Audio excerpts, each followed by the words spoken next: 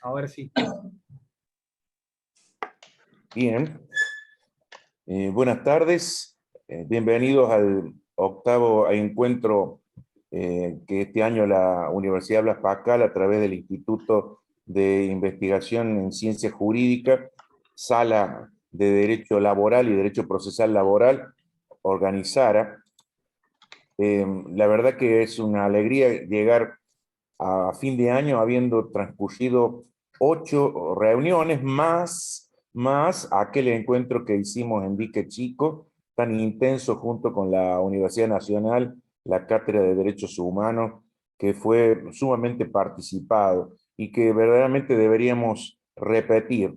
Pero este año hemos mantenido aquella idea fundamental. Una, la participación de los integrantes del grupo, también participación de otros profesores de otras provincias de Argentina y la internacionalización de este tipo de reuniones.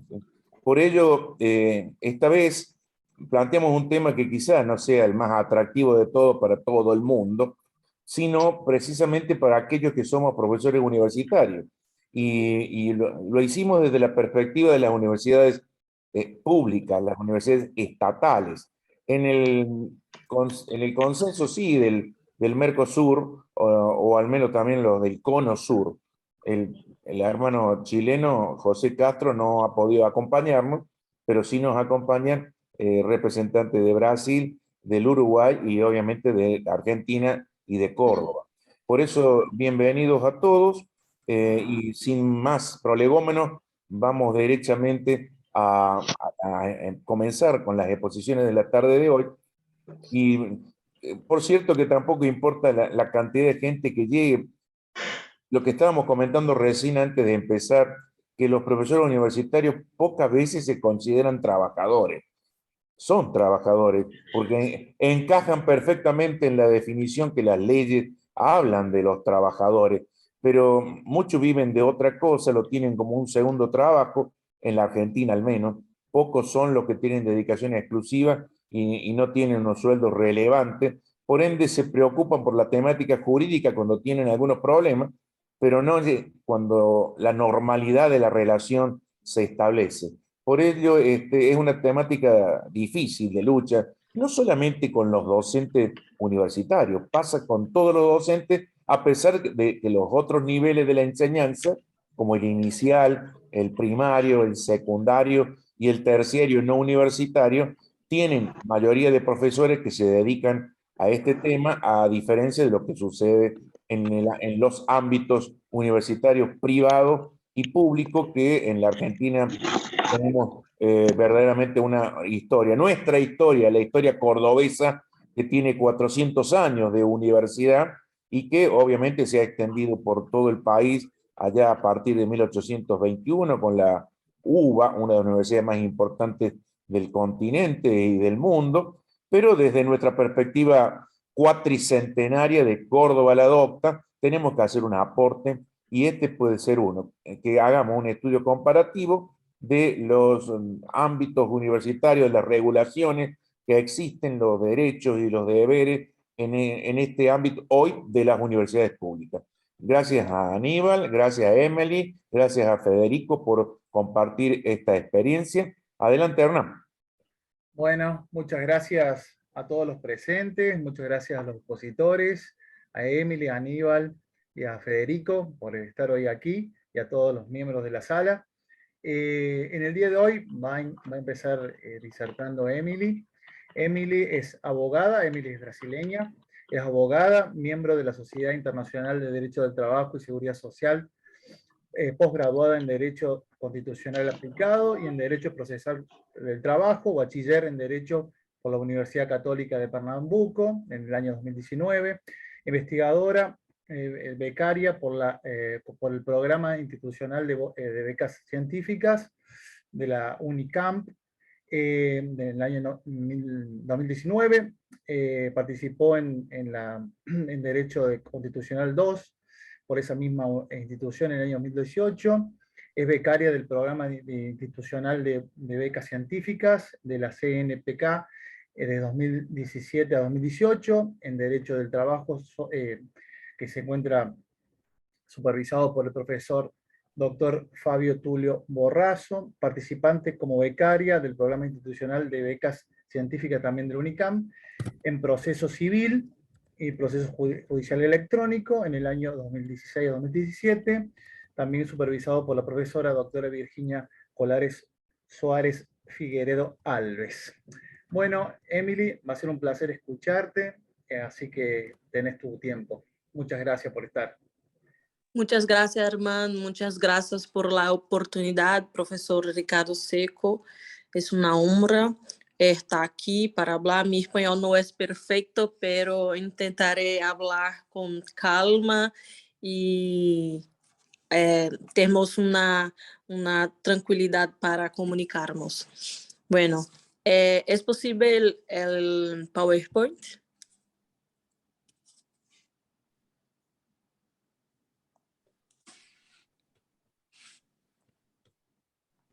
Ahí compartimos y aprovecho para decirle a los presentes que por favor pongan su correo electrónico y su nombre completo para las certificaciones. Ahí el doctor Seco va a compartir el PowerPoint. Ahí estamos. Es la primera página. ¿Se ve? La primera. En la primera página, esa no debe ser la primera página. ¿No es la primera página? No. Régimen jurídico único del plano de la carrera. ¿No es la primera? Vaya para atrás, con las flechitas. No. ¿No vamos para atrás? No. ¿Y para no. el otro lado? Para adelante, sí. Ah, ahí está. Bueno. Ahí está. Ahora sí. Entonces, vamos a hablar por el régimen jurídico laboral de los profesores de universidad pública en Brasil, específicamente. Hay una lucha desde la independencia de Brasil, la transformación de la educación, que hay una influencia muy grande hasta hoy del ensino de Portugal, que fue la nación que sufrimos la mayor influencia. Por ejemplo, un chico que está en nono ano del ensino fundamental tiene lo ensino en Portugal sobre física cuántica. En Brasil no es tanto, pero lo ensino de manera general, digo, ensino escolar es como muy aprofundado. Entonces, llegamos a la universidad pública com um conhecimento amplo de muitas áreas e começamos a aprofundar conforme elegemos o que queremos estudar, em meu caso, direito, sobre as teorias sociais, enfim. Então, é um tema, como o professor Ricardo falou, que há influência não somente em los professores de direito, mas como los professores de ensino fundamental, ensino médio e ensino de las universidades como um todo. Bueno, el régimen jurídico laboral de Brasil es un régimen único. Puede pasar, profesor. Sabemos que hay muchas universidades en Brasil, en todas las regiones. Sabemos que Brasil es un país de extensión continental. Entonces, todas las universidades están en un poco de contacto como las regiones. Por ejemplo, el Nordeste tiene contacto con varias universidades más cerca, en Pernambuco, como Paraíba, Bahía, y como Rio Grande do Sul, como Santa Catarina.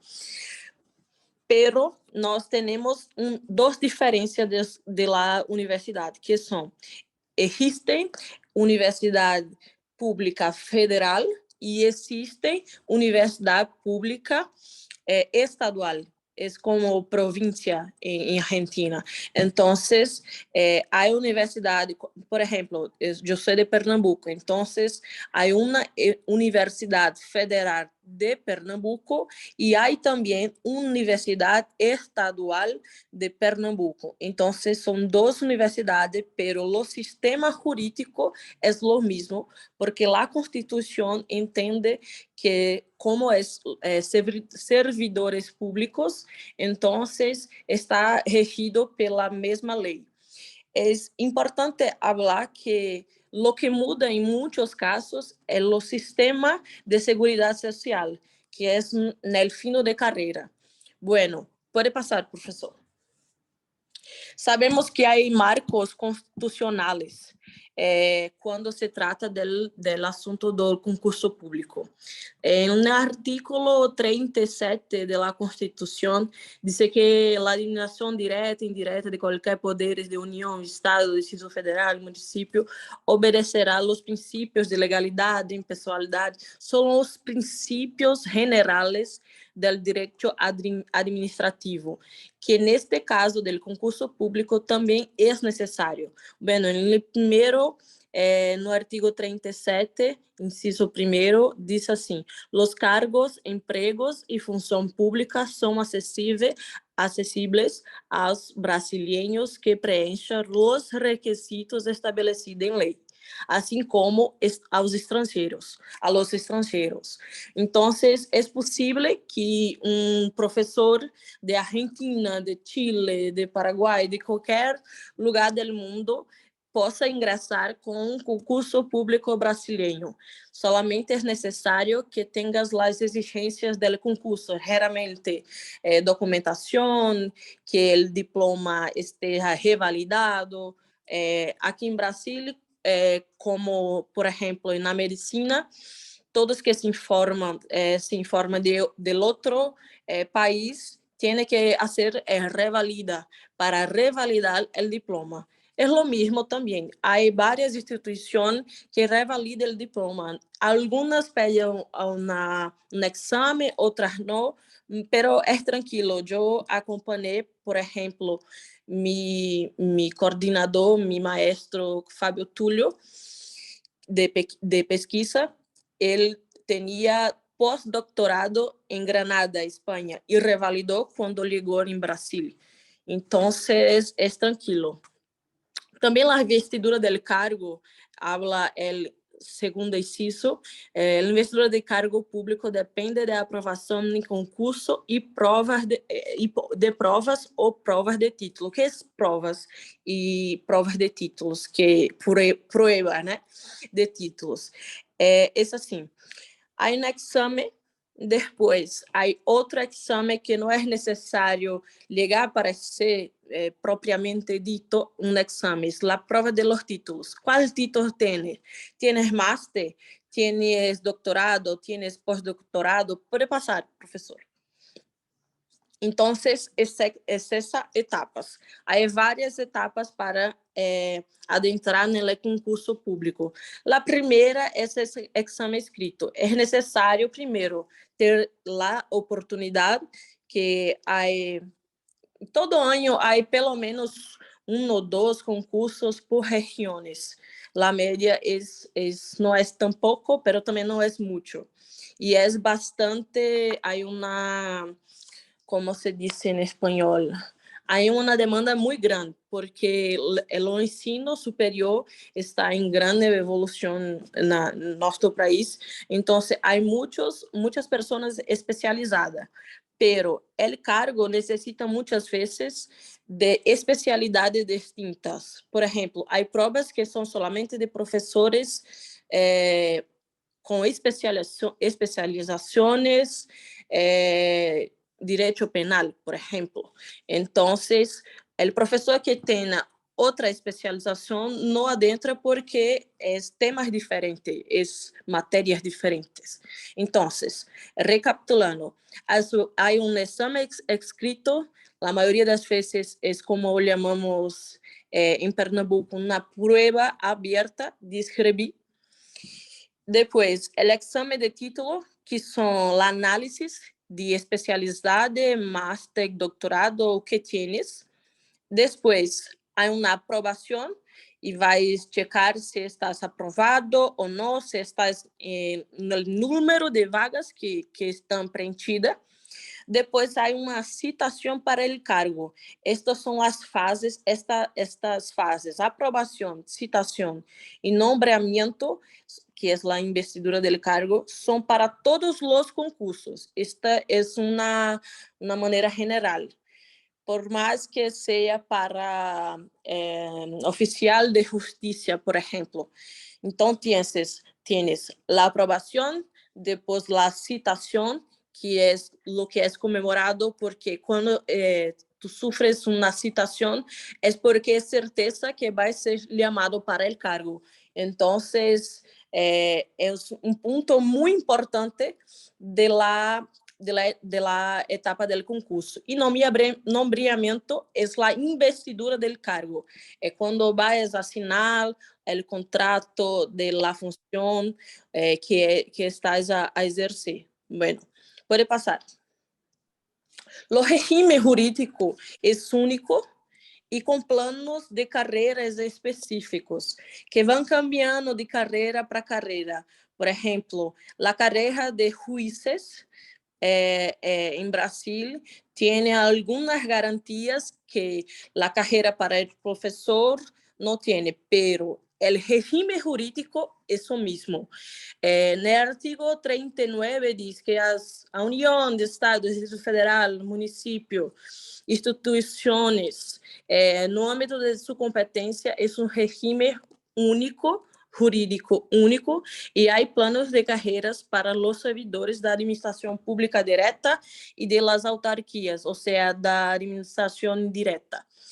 Há requisitos para investidura. Então, se tienes os títulos, se já estás aprovado, já há uma investidura do cargo, necessita ter estes requisitos específicos para galgar en carrera, no sé cómo se llama en español. Bueno, creo que entendiste lo que estoy hablando. Entonces, al cargo del profesor, normalmente se empieza como sustituto y después se torna dedicación exclusiva. Pero no hay impedimento, por ejemplo, del profesor que está en dedicación exclusiva hacer programas, participar de investigações com outras universidades. Por exemplo, estava falando de Fábio Túlio, que foi meu coordenador de pesquisa. E ele trabalhava na Universidade Federal de Pernambuco como professor e também na Universidade Católica de Pernambuco, que é uma instituição particular. Entonces, hay esas posibilidades, pero depende de cada institución. Listo. Próximo. Os princípios. No início da apresentação, estava falando dos princípios que regulam a carreira do professor da universidade pública, e estes princípios também são compatíveis com os princípios que regem os profissionais de educação escolar como um todo. Bueno, em artículo 206, habla que o ensino será ministrado com base nos seguintes princípios: valorização dos profissionais de educação escolar, garantidos na forma de lei, ou seja, há uma lei especial que regula também os professores, planos de carreira com ingresso exclusivamente por concurso de provas e de títulos aos das redes públicas. Bueno, piso salarial, princípio da indissociabilidade entre ensino, pesquisa e extensão, ou seja, há um incentivo del entendimento federal que as instituições públicas tenham centro de pesquisa especializado, enfim, desarrollado. Ele também tema que é de bastante discussão, estava lendo alguns artículos dias atrás sobre este tema, e que é sobre a previsão constitucional. Bueno, estamos no artículo 206, que habla de valorización de los profesionales de la educación. Pero hay una diferencia salarial muy grande de los educadores de escuelas y los educadores de universidad pública. Hay mucho también diferencia de estado para estado. Entonces, esta diferencia no es lo que la Constitución de 1988 prevé, que sea una profesión de mayor estabilidad, porque, primeiro ponto, es dedicación exclusiva, entonces se entiende a priori que la valorización de los profesionales sea resguardada pela Constituição, pero na prática há muitas diferenças de estado para estado. Isto, hasta agora, é um tema muito complicado que carece de uma dedicação maior. Há muitos processos em la justiça para equiparação salarial, ainda que seja no regime, ainda que seja nestas situações. Pode passar. Los marcos normativos inconstitucionales, hay otras, pero es específicamente la Ley 7.596 del 87, que en su tercer artículo habla que las universidades y demás instituciones federales de ensino superior, estruturadas sobre la forma de autarquía ou de fundação pública, terão um plano único de classificação e retribuição de cargos e empregos para pessoal docente e para servidores técnicos e administrativos aprovados em regulamento. Ou seja, existe previsão constitucionais, existe previsão infraconstitucionais, que há plano único de regime jurídico, pero a grande luta de los professores é que, na prática, muitos professores têm diferença de piso salarial. Então, muitas vezes, há casos de professores que estão no último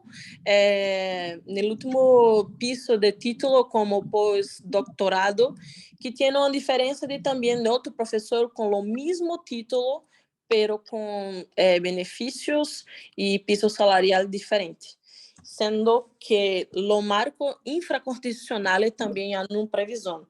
Então, há casos de muitos professores que adentram na justiça para uma solução a estes casos. Há uma previsão sobre a retribuição de los cargos e empregos para também os servidores técnicos, que são as pessoas que trabalham em universidade, fazem cargo como diretores e percebemos também que há uma condição diferente dos servidores técnicos. Há também em Brasil, além das universidades federais, não há colocado em PowerPoint, pero me recuerdo também que há institutos federais, que são instituições federal, a mesma lógica de regime único, pero há desenvolvimento para os estudos técnicos e também agora há vários cursos superiores que também são regidos pela Constituição e pela Lei 7.596. Bueno, adelante. El adicional de nível, como eu estava falando, do ponto de vista teórico, há um adicional de nível. Que é isso? Há condições, há oportunidades em que são elegidos para o concurso público professores com solamente especialização. Por exemplo, eu tenho especialização em direito do trabalho, então eu tenho direito de participar de um concurso público e ser chamada. Mesmo não tenho o máster, por exemplo. Então, hay posibilidad. Pero si estoy en la universidad, profesora de la universidad, solamente con administración, y en este medio de tiempo estoy también haciendo el máster en Brasil, por ejemplo, y después consigo el diploma de máster en Derecho. Yo tengo el derecho de un adicional de nivel para equipararme ao salário com outro título, não solamente a especialização. Então, a mesma lógica para o doutorado, o pós-doutorado. Conforme a remuneração, teremos, conforme a titulação, teremos uma remuneração compatível. É como uma garantia, porque está como un concursado público. Bueno, adelante. Hablando de seguridad social, estamos falando, en Brasil se llama Previdência Social. Y seguridad social para los servidores públicos federal es un régimen distinto de la seguridad social de los trabajadores que son regidos pela CLT, como llamamos a consolidación de la ley de trabajo. Hay una seguridad social diferente para los servidores federales. Este régimen es parte de un conjunto de ley que habla sobre las aposentadorias, pues 35 años de servicio o cuando llega a 65 años de edad, que es la seguridad que llamamos obligatoria. Entonces, hay 2 tratamientos para cada caso. Pero la Seguridad Social Federal es mucho mejor que la Seguridad Social común, porque hay un mantenimiento de piso salarial. Entonces, vamos a supor, profesor de la Universidad Federal de Pernambuco y ganas, creo que es lo medio, 15.000 reales. Entonces, es muy probable, es muy posible que con 35 años de servicio vais a recibir lo mismo que cuando estabas trabajando. Pero, quien es trabajador como cualquier otro, regido pela CLT, consolidación de las leyes de trabajo, te ganas 10.000, lo piso máximo para quien trabaja por CLT es 4.000. Entonces, hay una diferencia muy grande.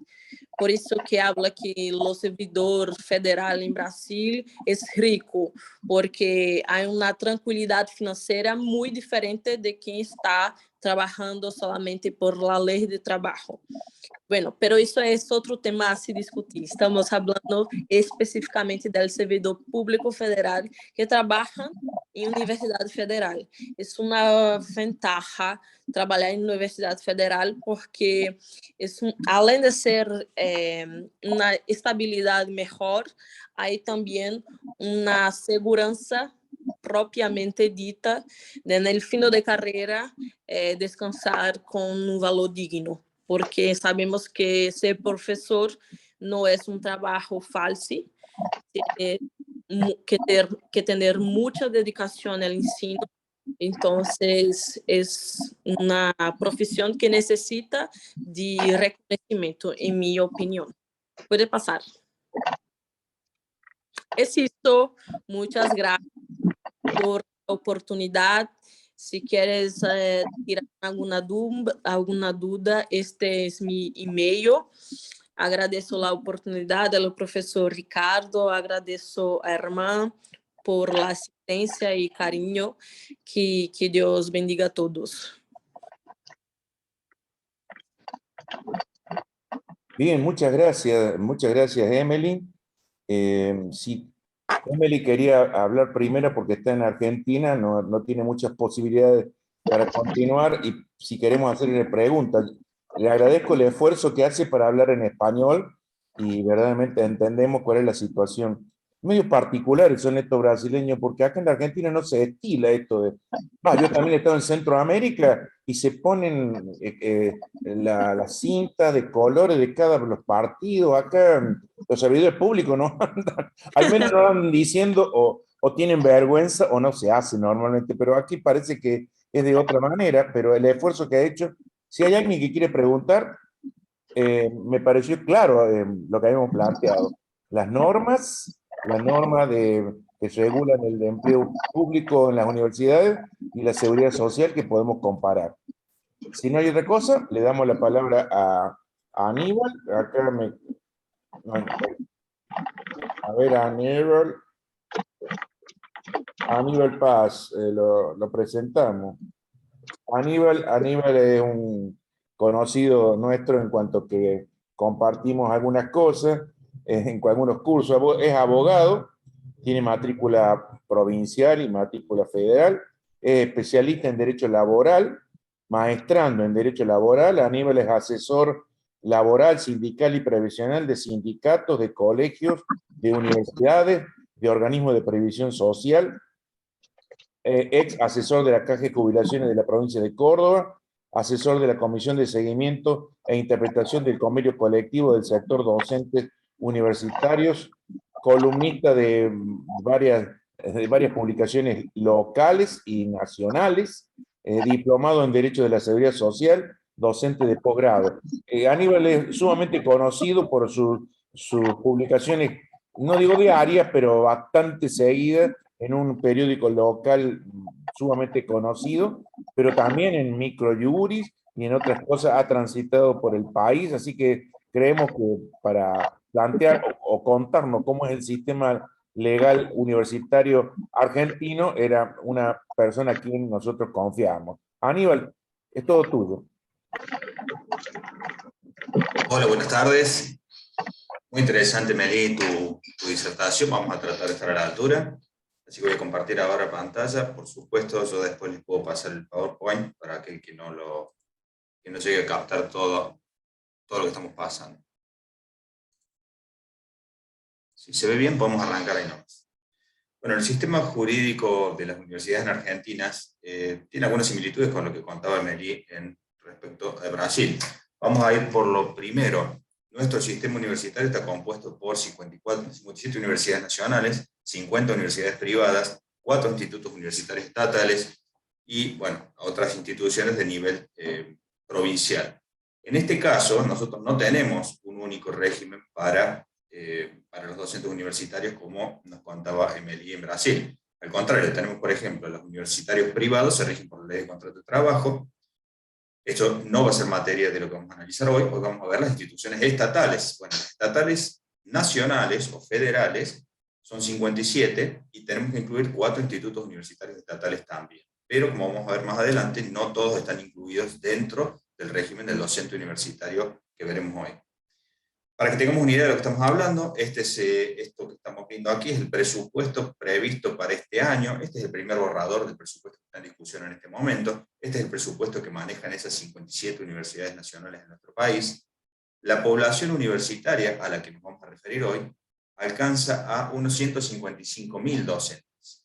Las universidades públicas estatales nacionales tienen 1 millón y casi 2 millones de estudiantes. Pero lo que nos interesa acá son los docentes y los cargos docentes, porque puede ser que un docente tenga varios cargos. Los principios constitucionales que rigen en la materia los encontramos en el artículo 75, inciso 19 de la Constitución Nacional, donde nos enseña que las universidades nacionales tienen autonomía y autarquía. El porqué de esta norma tiene que ver con la historia de nuestras instituciones universitarias. Ricardo nos comentaba al principio que tenemos una historia cuatricentenaria en materia universitaria en nuestro país. Cuando comenzamos el siglo XX, teníamos solo 3 universidades en la Argentina, Córdoba, Buenos Aires y La Plata, y en ese momento los profesores universitarios se designaban por el Poder Ejecutivo de la Nación, es decir, el presidente de la Nación era quien designaba a propuesta de los distintos rectores, a propuesta sobre una terna, designaba a los profesores. Bueno, tuvimos la reforma del año 18, donde se incorporaron los principios de periodicidad de las cátedras, gratuidad de la enseñanza, concursos abiertos, y el sistema de cogobierno de las universidades públicas. Bueno, el sentido de la autonomía universitaria surge de ese momento, es decir, evitar la injerencia del Estado Nacional en el gobierno de las universidades. Ahí yo les dejo una definición de lo que es la autonomía universitaria, que lo tomamos de María Angélica Gelli, que dice que implica la competencia de una universidad para darse sus propios estatutos de organización y funcionamiento, y a la vez la capacidad de autogobernarse de acuerdo a criterios propios, eligiendo sus autoridades y profesores, fijando el régimen disciplinario sin interferencia alguna de los poderes ejecutivo y legislativo. Entonces, aquí nos encontramos con un poder totalmente autónomo, aunque depende, por supuesto, de fondos estatales, como veíamos aprobados en la ley de presupuesto. Entonces, tiene algunas limitaciones esta autonomía, como todo derecho garantizado constitucionalmente se ejerce conforme a las leyes que reglamentan su ejercicio.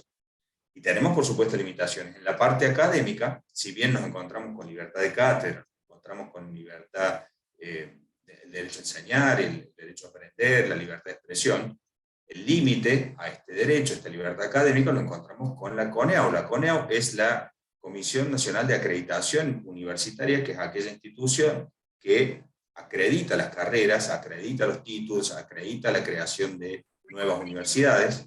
Entonces, de esta manera nos encontramos con un límite al derecho de la autonomía, desde el punto de vista académico. En cuanto a la autarquía, dijimos que los fondos provienen del Estado Nacional y, por supuesto, quedan sujetos a organismos de control, así como cualquier otro organismo del Estado. Tenemos la SIGEN, que es la Sindicatura General de la Nación, y la AGN, que es la Auditoría General de la Nación, que controlan, por supuesto, los fondos destinados a las universidades. Entonces, allí nos encontramos con el límite a la parte económica.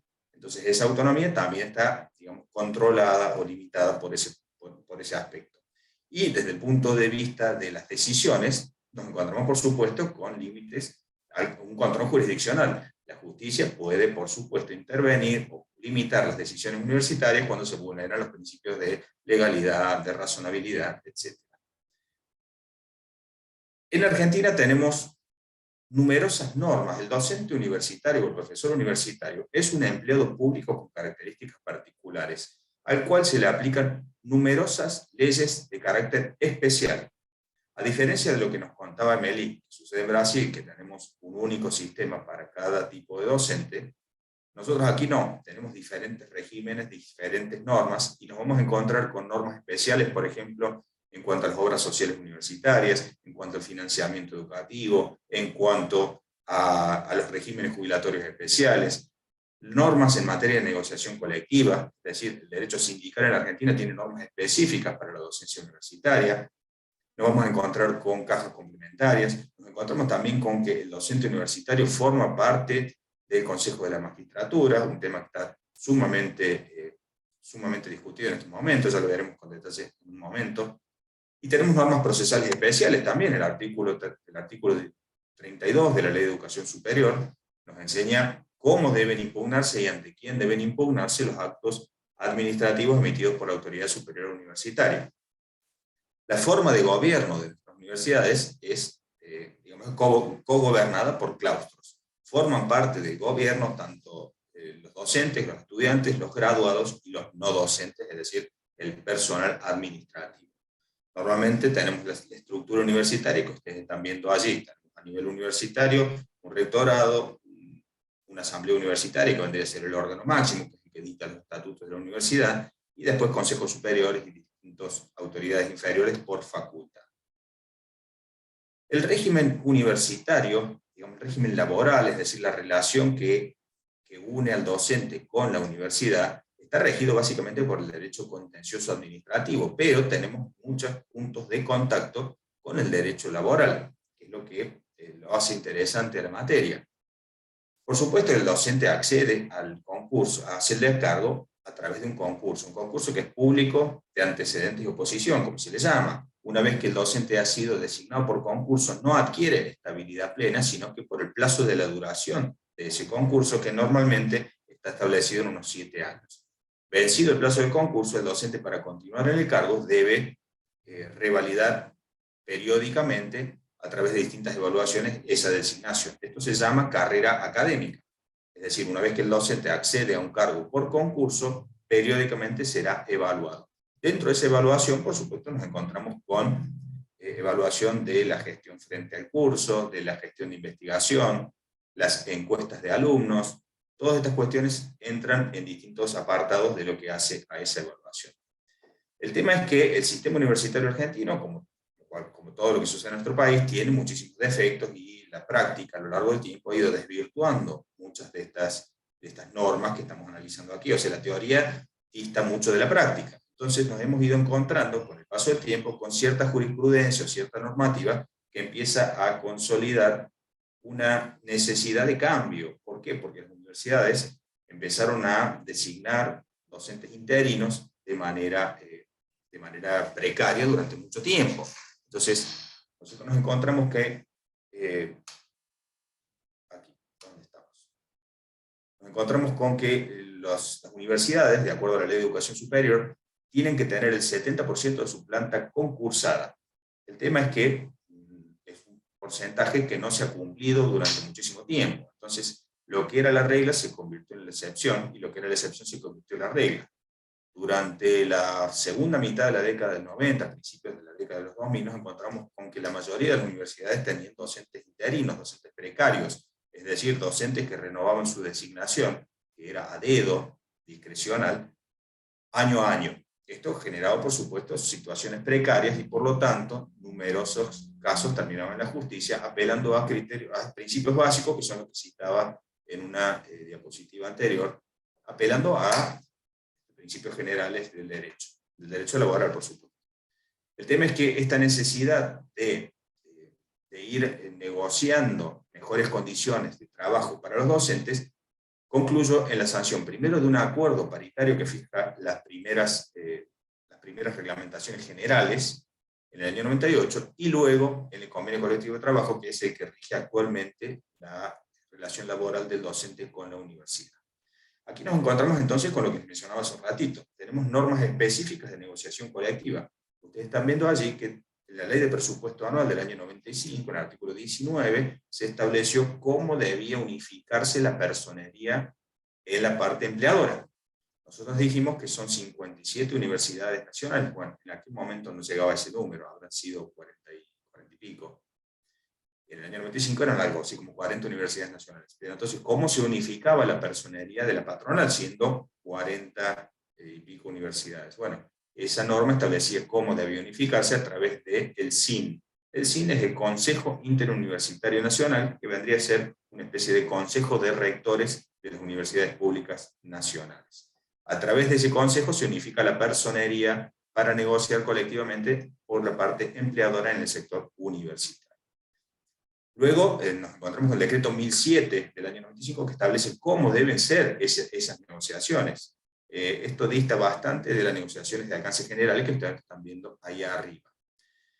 Es así que en el año 98 se homologa el primer acuerdo paritario, que sale a través de un decreto. Justamente una de las particularidades de estos convenios colectivos de trabajo es que deben ser homologados por decreto del Poder Ejecutivo de la Nación, a diferencia de otros convenios colectivos de trabajo de cualquier actividad, que simplemente basta la homologación del Ministerio de Trabajo, de la Dirección de Asuntos Sindicales.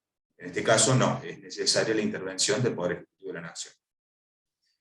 Las dificultades o las complicaciones que tiene esta negociación colectiva surgen de la propia esencia del sistema universitario argentino. Como dijimos, la universidad tiene una suerte de cogobierno. Entonces, es posible que nos encontremos con trabajadores, incluso trabajadores sindicalizados, dirigentes sindicales, que forman parte de los órganos de gobierno de la patronal, a través de un consejo directivo, un consejo departamental, un consejo superior. Entonces nos encontramos con estas particularidades. Al mismo tiempo, la negociación colectiva interviene en numerosos organismos del Estado: el Ministerio de Trabajo, el Ministerio de Educación, la Secretaría de Política Universitaria, el Consejo Interuniversitario Nacional, cada universidad. Bueno, todo esto va a formar la voluntad. Unificar la voluntad o llegar a consenso entre tantas partes es bastante complicado. Y del lado de los docentes, del lado de los trabajadores, nos encontramos también con 6 federaciones docentes que nuclean a los docentes sindicalizados en el país, que tiene la representación, en virtud de la Ley de Asociaciones Sindicales, a todos los docentes comprendidos dentro del ámbito de aplicación subjetiva de este convenio colectivo de trabajo. Entonces, nos encontramos con 6 centrales obreras de segundo grado que también tienen sus disidencias internas. Desde el punto de vista del trabajador no docente, hay otro convenio colectivo diferente y otra parte negociadora de a nivel trabajadores. Entonces, hemos llegado aquí a quienes comprende el convenio colectivo de trabajo del docente universitario. Solamente a los docentes de nivel universitario y de nivel preuniversitario, pero dependientes de universidades nacionales. Esto incluye a institutos universitarios nacionales, pero excluye a los docentes que son estatales, pero dependientes de las Fuerzas Armadas de la Nación. Por ejemplo, nosotros en Argentina tenemos una Universidad de Defensa Nacional y tenemos 6 institutos universitarios dependientes de las Fuerzas Armadas, que por nivel educativo, por legislación general, son docentes universitarios nacionales, pero están excluidos del ámbito de aplicación de este convenio colectivo de trabajo, pese a que forman parte del sistema universitario nacional dentro de las universidades públicas que les mencionaba yo hace algunos momentos. Por supuesto, también quedan excluidos los docentes universitarios privados, y a diferencia de lo que nos señalaba Emily, en algunas provincias argentinas tenemos universidades provinciales. Aquí en Córdoba, por ejemplo, tenemos la Universidad Provincial de Córdoba, pero tiene un régimen jurídico diferente. No es un régimen único, como mencionaban antes, sino un régimen diferente. Entonces las universidades provinciales no están sujetas al convenio colectivo en cuestión. El convenio colectivo tiene su antecedente en aquel acuerdo del año 98 que nos establece cómo son las dedicaciones universitarias, cómo se debe negociar, y aquí es donde nos encontramos con la estructura de los profesores en nuestro país. En cuanto a la jerarquía, tenemos profesores titulares, adjuntos, asociados, JTP o asistentes, ayudantes, y después tenemos una serie de profesores especiales. Y en cuanto a las dedicaciones, los docentes de nuestro país tienen distintos tipos de dedicaciones, es decir, exclusiva, semi-exclusiva o simple. El decreto 1470 estableció un tope horario para estas designaciones. Ningún docente puede acumular dentro del sistema universitario más de 50 horas. Cualquier combinación es posible en función de la carga horaria que esté establecida allí. Es decir, que podemos encontrarnos con un titular simple, un titular semi-exclusivo, que al mismo tiempo tenga un cargo adjunto, semi-exclusivo o simple. Es decir, cualquier combinación de jerarquía con dedicación, siempre y cuando no se supere la carga horaria de 50 horas. Este convenio colectivo nos establece algunas cuestiones interesantes en materia de riesgos del trabajo, higiene y seguridad social, higiene y seguridad laboral, nos deriva a las normas generales de aplicación, a la ley de riesgo de trabajo. Entonces, en este punto no hay ninguna diferencia con el trabajador privado. Sin embargo, nos encontramos con algunas cuestiones que son sorprendentes. Por ejemplo, nos encontramos con la Universidad Tecnológica Nacional, que hasta diciembre del 2019 no tenía aseguradora de riesgo de trabajo. Ni siquiera estaba configurada como autoasegurada, simplemente no estaba asegurada. Esto es algo llamativo en un organismo, digamos, de nivel estatal como una universidad.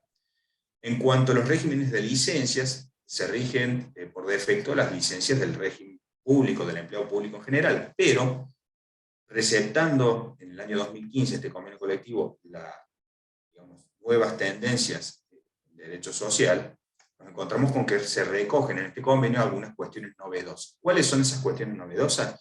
Una licencia post-maternidad y una licencia post-adopción, que esto no está previsto en las leyes de contrato del empleo público en general, ni del empleo privado tampoco.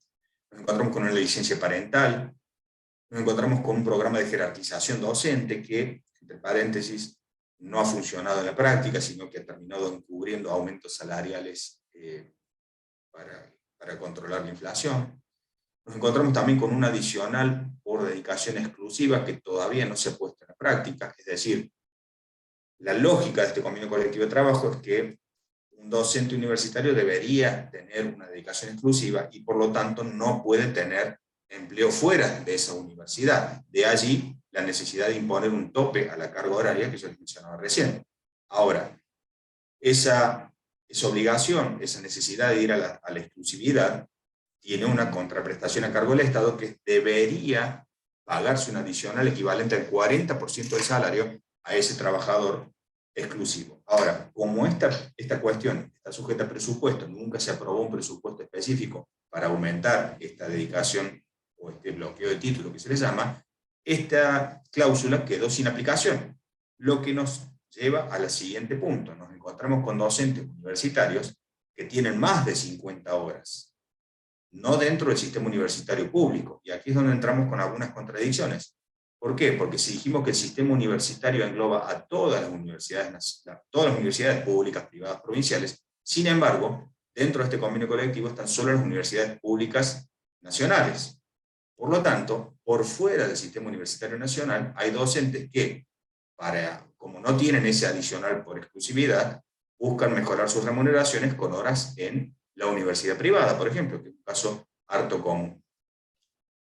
Fuera de ese adicional por exclusividad, que no está operativo y que nos lleva a estas cuestiones, digamos, litigiosas, nos encontramos con distintos adicionales que estoy viendo en algún paralelismo con lo que nos enseñaban en relación con el sistema en Brasil. Un adicional por especialización, maestría, doctorado. Estos adicionales están tasados sobre el básico, no son remunerativos pero no son bonificables, no son acumulativos. Y nosotros tenemos un único sistema salarial. Emery nos explicaba que hay cuestiones salariales diferentes de acuerdo al tipo de docente que tengamos. Aquí no. Desde el año 98 se uniformó la escala salarial y nosotros tenemos un nomenclador. De acuerdo a la jerarquía, de acuerdo a la dedicación que vimos hace 2 Filipinas atrás, nos encontramos con que hay un solo esquema salarial. Y la relación entre las distintas escalas depende de un nomenclador. Entonces la relación de un sueldo a otro está tasada, por ejemplo, con esa relación que se ve ahí. El sueldo o el salario de un ayudante de primera debe tener una relación de 1 a 1.8 con relación al titular. Y después tenemos la adecuación horaria, entonces nos da una tablilla o un nomenclador muy fácil de aplicar. Cuando nosotros tenemos un aumento salarial es del 10%, entonces toda la tabla, toda la grilla se corre igualmente. Otro de los puntos salientes del convenio colectivo de trabajo es que, si bien no establece la carrera académica, porque ya estaba establecida en la Ley de Educación Superior, sí obliga a las universidades a implementarla de manera efectiva, porque no todas la habían implementado.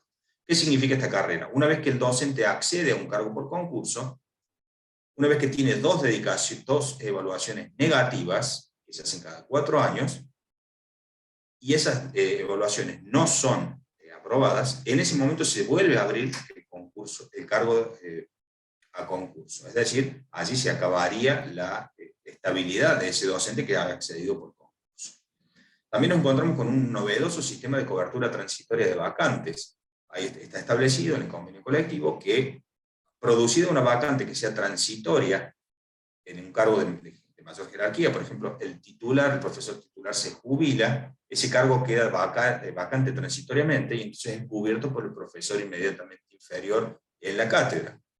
Con la cobertura, con la designación de ese profesor de manera transitoria cubriendo el cargo superior, debe producirse el llamado concurso del cargo que queda vacante.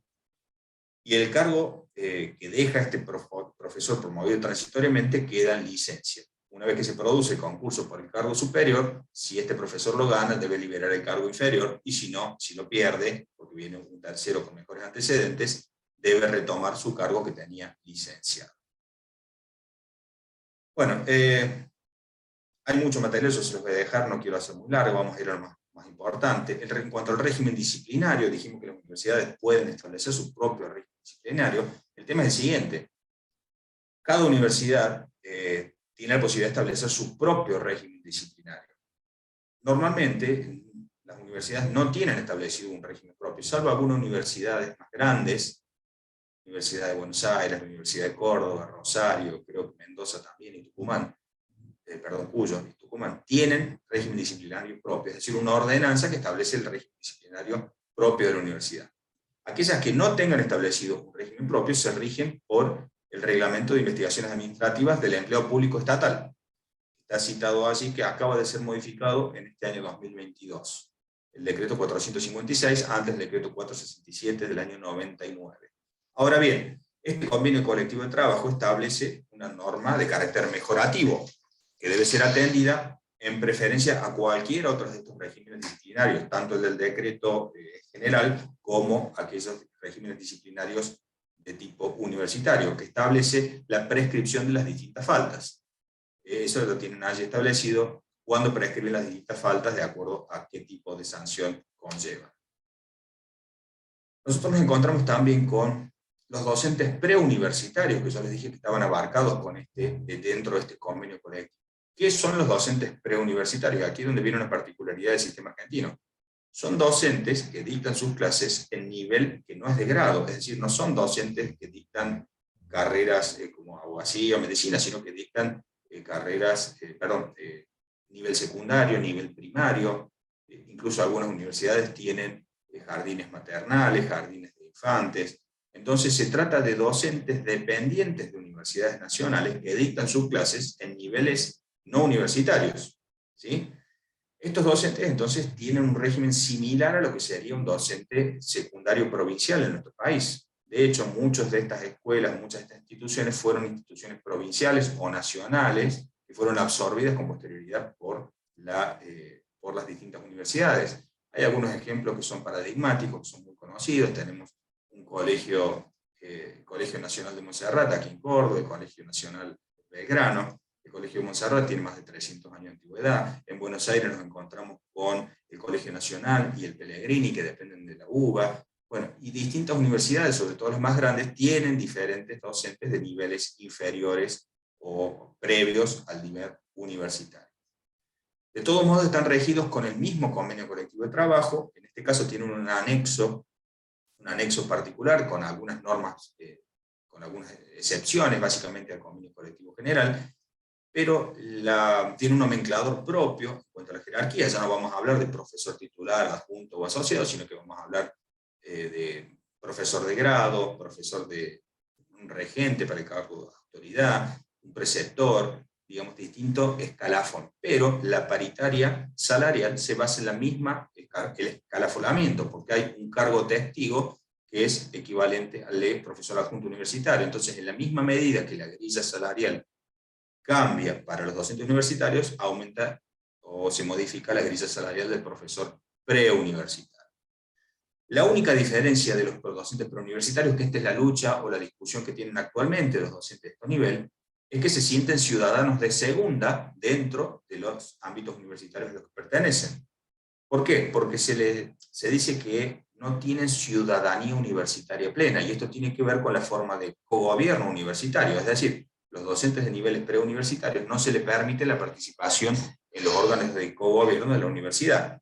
Esto en algunas universidades ha empezado a ser revertido, ayornándose y recetando lo que establece el convenio colectivo de trabajo, pero digamos, esta es una lucha en desarrollo en este momento y que está dando sus primeros pasos incipientes. A saber, algunas universidades, como por ejemplo la de Córdoba, ha permitido que sus colegios preuniversitarios designen a sus propias universidades, a sus propias autoridades de escuela, y al mismo tiempo alguna participación de estas autoridades en el Consejo Superior Universitario.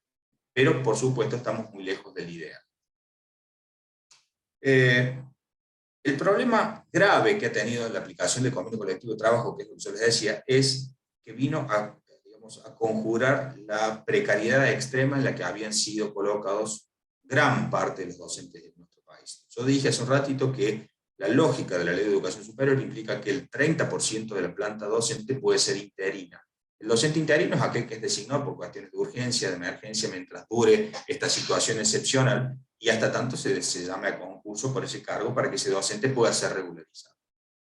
El tema es el siguiente: por cuestiones a lo mejor de la política interna de la universidad, es fácil tener docentes cautivos, se les llama. Digamos, un docente es un voto, un docente precario a lo mejor es proclive a votar a la autoridad de turno para que sea renovado en su cargo. Bueno, todas estas cuestiones que hacen más a la política que lo jurídico, y no la política partidaria, sino la política universitaria. Entonces, a lo largo del tiempo hemos visto cómo la regla se deformó, y entonces hubo una inversión en los porcentajes. Nos encontramos con hasta un 70% de docentes interinos por un 30% de docentes concursados, cuando debía ser al revés. Entonces, a partir de la sanción del convenio colectivo de trabajo, se establece una regla, una cláusula transitoria muy problemática, muy judicializada, al día de hoy se sigue judicializando, que la lógica es regularizar a todos esos docentes que estuvieron durante años precarizados. todos aquellos docentes que tuvieran más de 5 años de antigüedad en condición precaria quedaban equiparados al docente concursado y a partir de ahora quedan sujetos a las reglas de la evaluación periódica de la carrera académica. De esa manera se garantiza con la evaluación periódica la excelencia académica que pregonan las universidades y al mismo tiempo regularizamos la estabilidad y la extrema precariedad del docente. Los docentes interinos o precarios que tienen entre 2 y 5 años de antigüedad no acceden a esta protección, pero sin embargo sus condiciones de revista no pueden ser alteradas, no pueden modificarse sus cargos, su designación, ni sus horarios, ni su salario, por supuesto, hasta que no sea cubierto el cargo por un docente concursado. Es decir, la universidad se ve obligada a llamar al concurso para ese cargo de ese docente precario, y si no, lo debe mantener en condiciones tal cual como está hasta su jubilación. Entonces, estos temas han generado un montón de disputas porque normalmente nos encontramos con los estatutos universitarios que prevén ciertos derechos para los docentes concursados que no tienen los docentes interinos. Entonces, aquellos docentes que son equiparados por convenio colectivo de trabajo a los concursados están luchando y están ganando, por supuesto, medidas cautelares y planteos administrativos, judiciales, sindicales, para esa equiparación. Entonces, al día de hoy, digamos que la jurisprudencia es proclive a considerar a aquellos docentes interinos regularizados en virtud del artículo 73 del convenio colectivo de trabajo como docentes concursados de pleno derecho. Vamos a avanzar rapidito, así no me extiendo mucho más. Vamos ya a la parte de seguridad social. Aquí es donde nos encontramos con una dispersión normativa muy, muy importante, porque nosotros, junto al régimen jurídico, el régimen jubilatorio general, que es aplicable a los docentes universitarios privados, al personal no docente de las universidades públicas, y a aquellos docentes que tengan simultaneidad. Nos encontramos con muchos casos de docentes universitarios públicos que, por este tema de los topes horarios, pueden trabajar afuera y tienen otras horas, cargos, dedicaciones, jerarquías en otro ámbito laboral, puede ser en la administración pública, en la administración en una empresa de relación de dependencia, o pueden tener en una universidad privada otros cargos. Entonces nos encontramos con muchos docentes universitarios públicos que se ven obligados a jubilarse por el régimen jubilatorio general. Al mismo tiempo, este régimen jubilatorio general incide en los topes jubilatorios aplicables a los regímenes especiales que vemos a continuación. Los regímenes especiales son aquellos que se dan específicamente para los docentes universitarios. Y nos encontramos con 3 regímenes aplicables dentro del ámbito universitario. Un régimen aplicable a los docentes de nivel preuniversitario, que son los que mencionaba yo hace un ratito. Estos docentes tienen una edad jubilatoria diferencial, se jubilan con 57 años de edad las mujeres, 60 los hombres, 25 años de servicio, y la tasa de sustitución es del 82% del último sueldo. Entonces nos encontramos con una mejora muy importante en relación con el sueldo inicial del jubilado. ¿Por qué? Porque si hacemos un paso para atrás, vamos al régimen general, nos encontramos con una tasa de sustitución que ronda entre el 40 y el 50%. Entonces, aquí hay una gran diferencia por la conveniencia de jubilarse por regímenes especiales. Al mismo tiempo, este régimen de los preuniversitarios tiene una pauta de movilidad jubilatoria propia, que es un índice que se llama RIPDOC, a diferencia del régimen general, que tiene una movilidad, que es una movilidad que se hace por fórmula, una movilidad que ha sido modificada varias veces en los últimos años, siempre ha sido modificada para peor, y ha terminado o concluye con el achatamiento de la pirámide de jubilados en general de nuestro país, pérdida del poder adquisitivo de la clase pasiva y demás. Luego nos encontramos con un régimen para los docentes universitarios e investigadores. Solamente incluye a aquellos docentes universitarios que tienen cargos de dedicación exclusiva y que dirigen o realizan tareas de investigación científica en el ámbito de estas universidades. En este caso, la edad jubilatoria es 60 las mujeres, 65 los hombres, y la tasa de sustitución corresponde al 85% de su salario. Entonces ya estamos viendo 3 tasas de sustitución diferentes. Dijimos en el régimen general alrededor del 50%, porque depende de muchas variables. El régimen de los preuniversitarios, 82% del último sueldo. Docentes universitarios investigadores, 85%, pero acá hay una cuestión interesante. Una vez que hemos determinado el haber jubilatorio especial conforme a la tasa de sustitución que mencionaba, la movilidad jubilatoria de ese haber pasa por la pauta de movilidad del régimen general, es decir, nos remite a lo que vimos en el punto 1. Por último, nos encontramos con un régimen aplicable a los docentes universitarios, al resto de los docentes universitarios. En este caso, la edad jubilatoria es 60 las mujeres, 65 los hombres, y en ambos casos tienen la posibilidad de jubilarse a los 70 años de edad.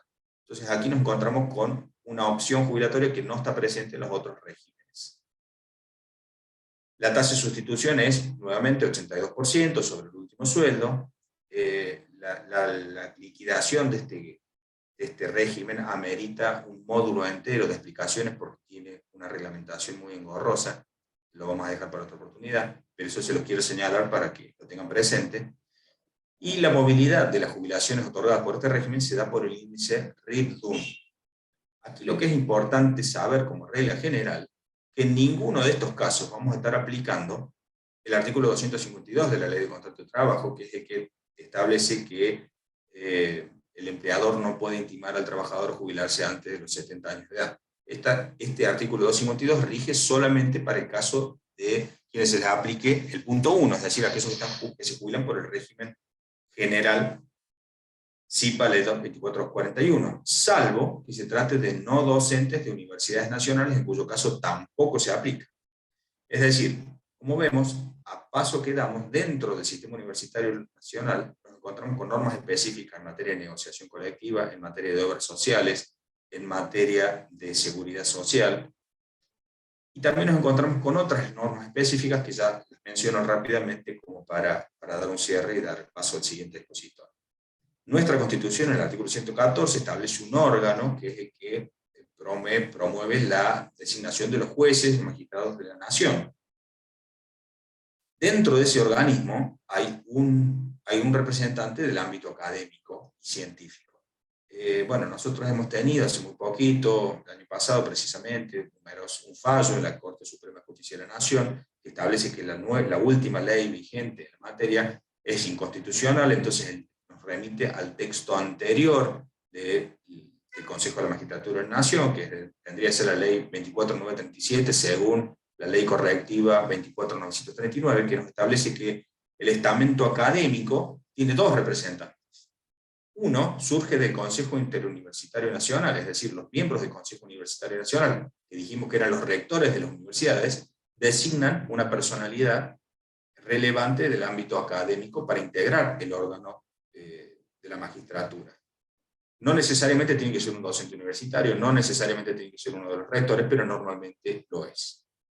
Y el otro representante surge de los propios docentes, los propios profesores universitarios eligen a uno de sus pares para que los represente en este estamento. Entonces aquí nos encontramos con una diferencia fundamental entre el docente universitario privado, por ejemplo, con el respecto al docente universitario público.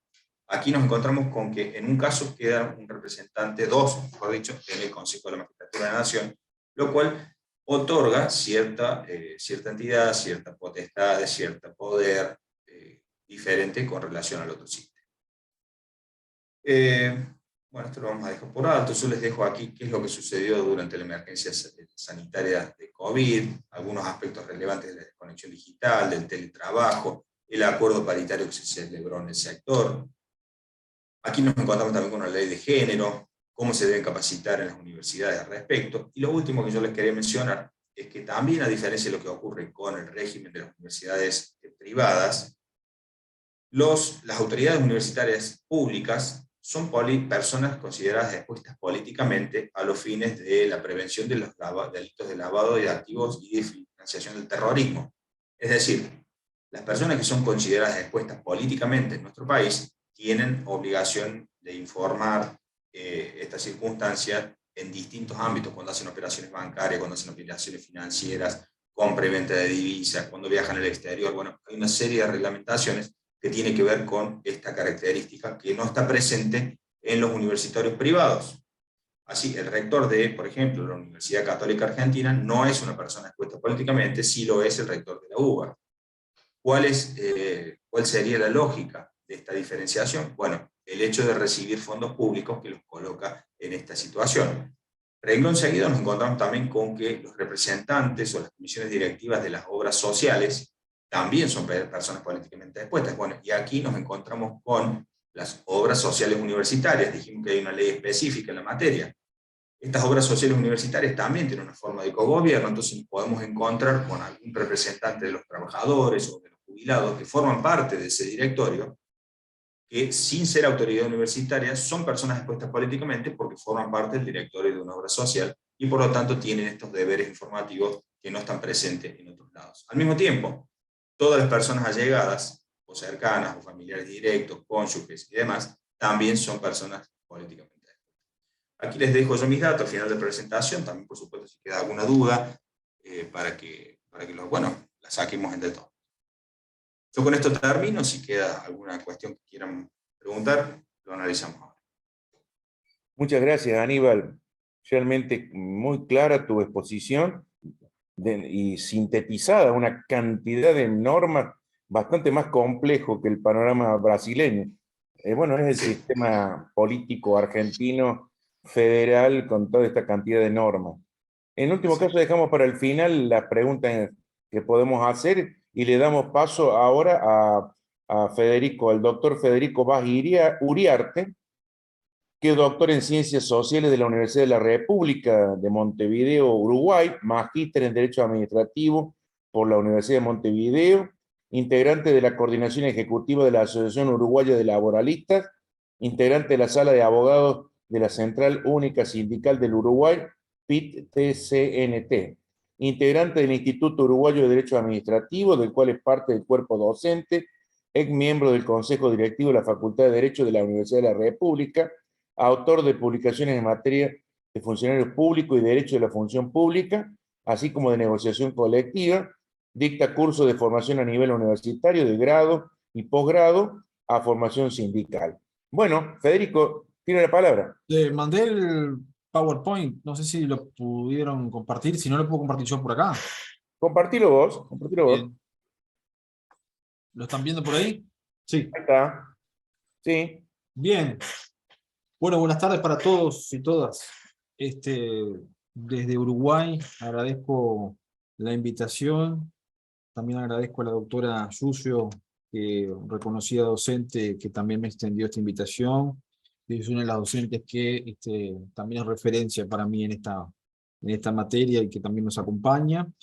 Y queríamos hacer alguna exposición respecto del régimen jurídico laboral de los docentes universitarios en materia específica obviamente, de los funcionarios públicos. Nuestra particularidad al ser un país unitario, primer tema, que el colega anterior estaba haciendo referencia, obviamente, a un régimen federal. Uruguay es un país unitario. Vamos a hacer alguna referencia histórica, donde los elementos van a ser de que nuestra historia es un poquito más chica, obviamente, y la historia va a definir de que ya tenemos una única universidad, por ejemplo, hasta 1984. Entonces, la primera universidad nuestra que va a surgir, el proceso universitario de fundación va a surgir entre 1830 y 1849, imagínense, que es la Universidad de la República, de la cual somos parte, universidad pública, obviamente, va a ser la única hasta 1984.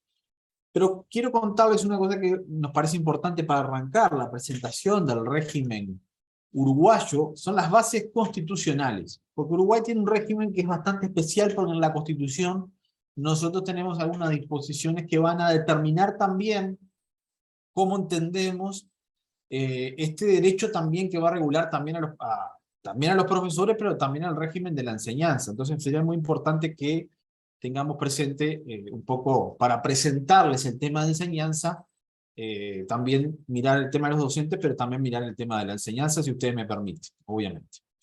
Bueno, las bases constitucionales de la enseñanza, en nuestro texto constitucional, va a tener algunos elementos que obviamente van a ser la libertad de enseñanza, obviamente, la gratuidad.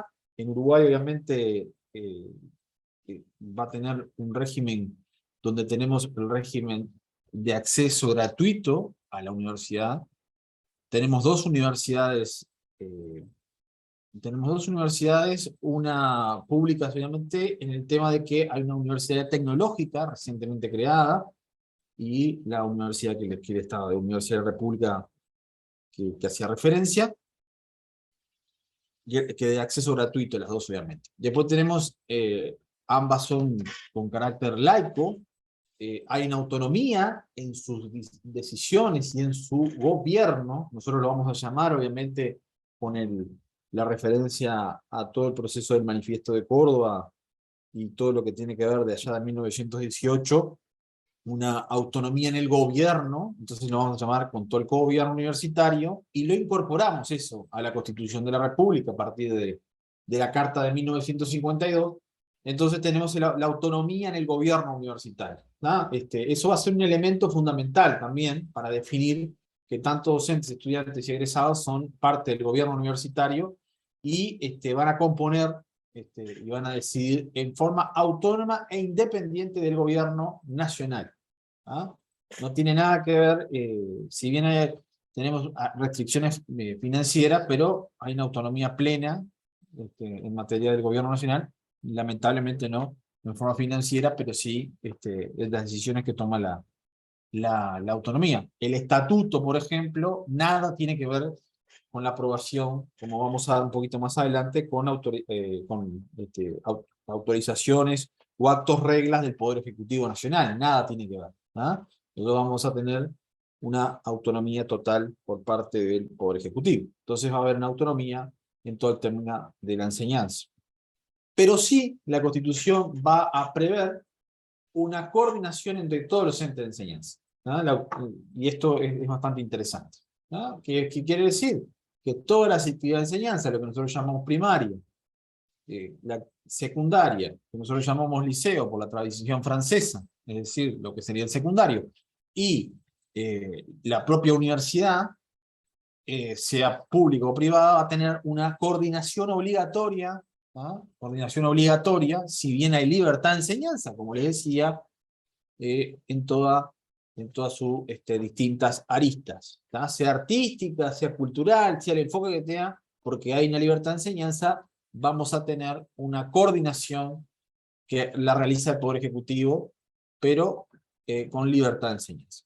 Y eso nos tiene que quedar un poco en ese vector. Y entonces eso nos va a marcar de la propia Constitución esa autonomía y esa forma de actuación de que los docentes tenemos desde la propia Constitución, y va a estar manifestado en la ley, y también en el Estatuto del Personal Docente, la posibilidad de una libertad de opinión, una libertad de cátedra, y algunos vectores de cómo tenemos que actuar obviamente, en el cotidiano de la universidad.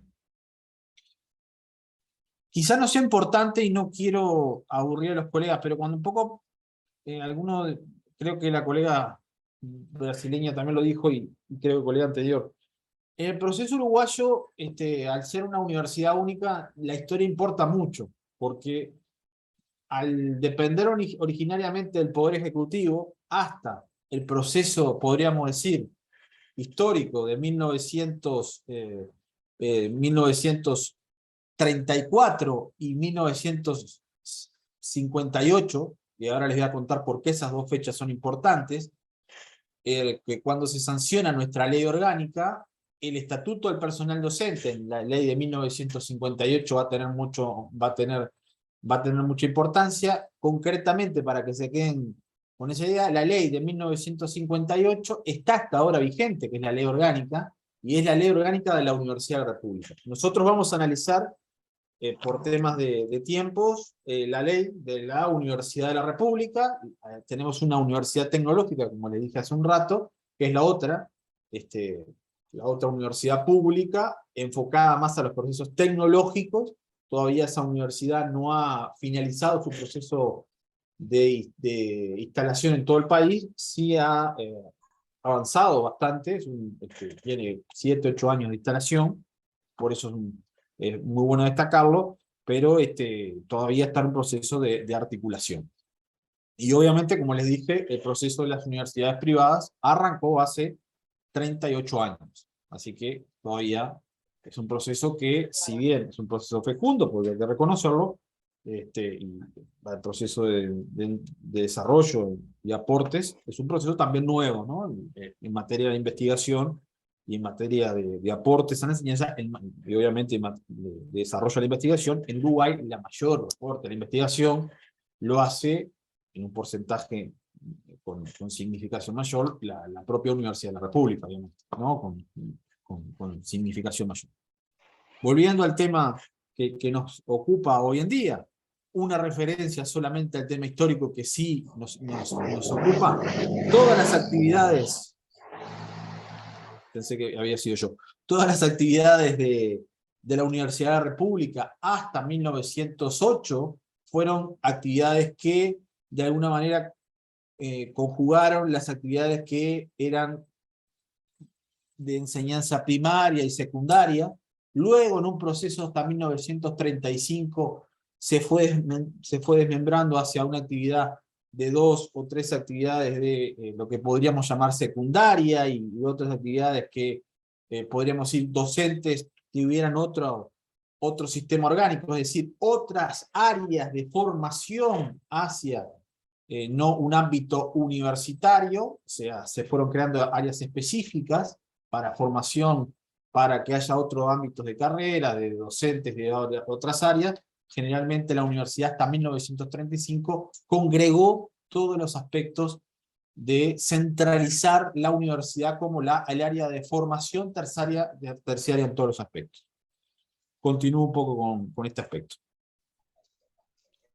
¿Qué más es importante avanzar? Que a partir de 1958 se consolidó ese proceso de autonomía del régimen estatal, y eso significa que hasta hoy en día nosotros, los docentes, vamos a concursar, ser designados y poder participar en forma libre, obviamente a través de la postulación en los que nosotros llamamos los servicios universitarios, es decir, las distintas facultades, ¿tá? En el caso nuestro de la Universidad de la República, que tiene como única universidad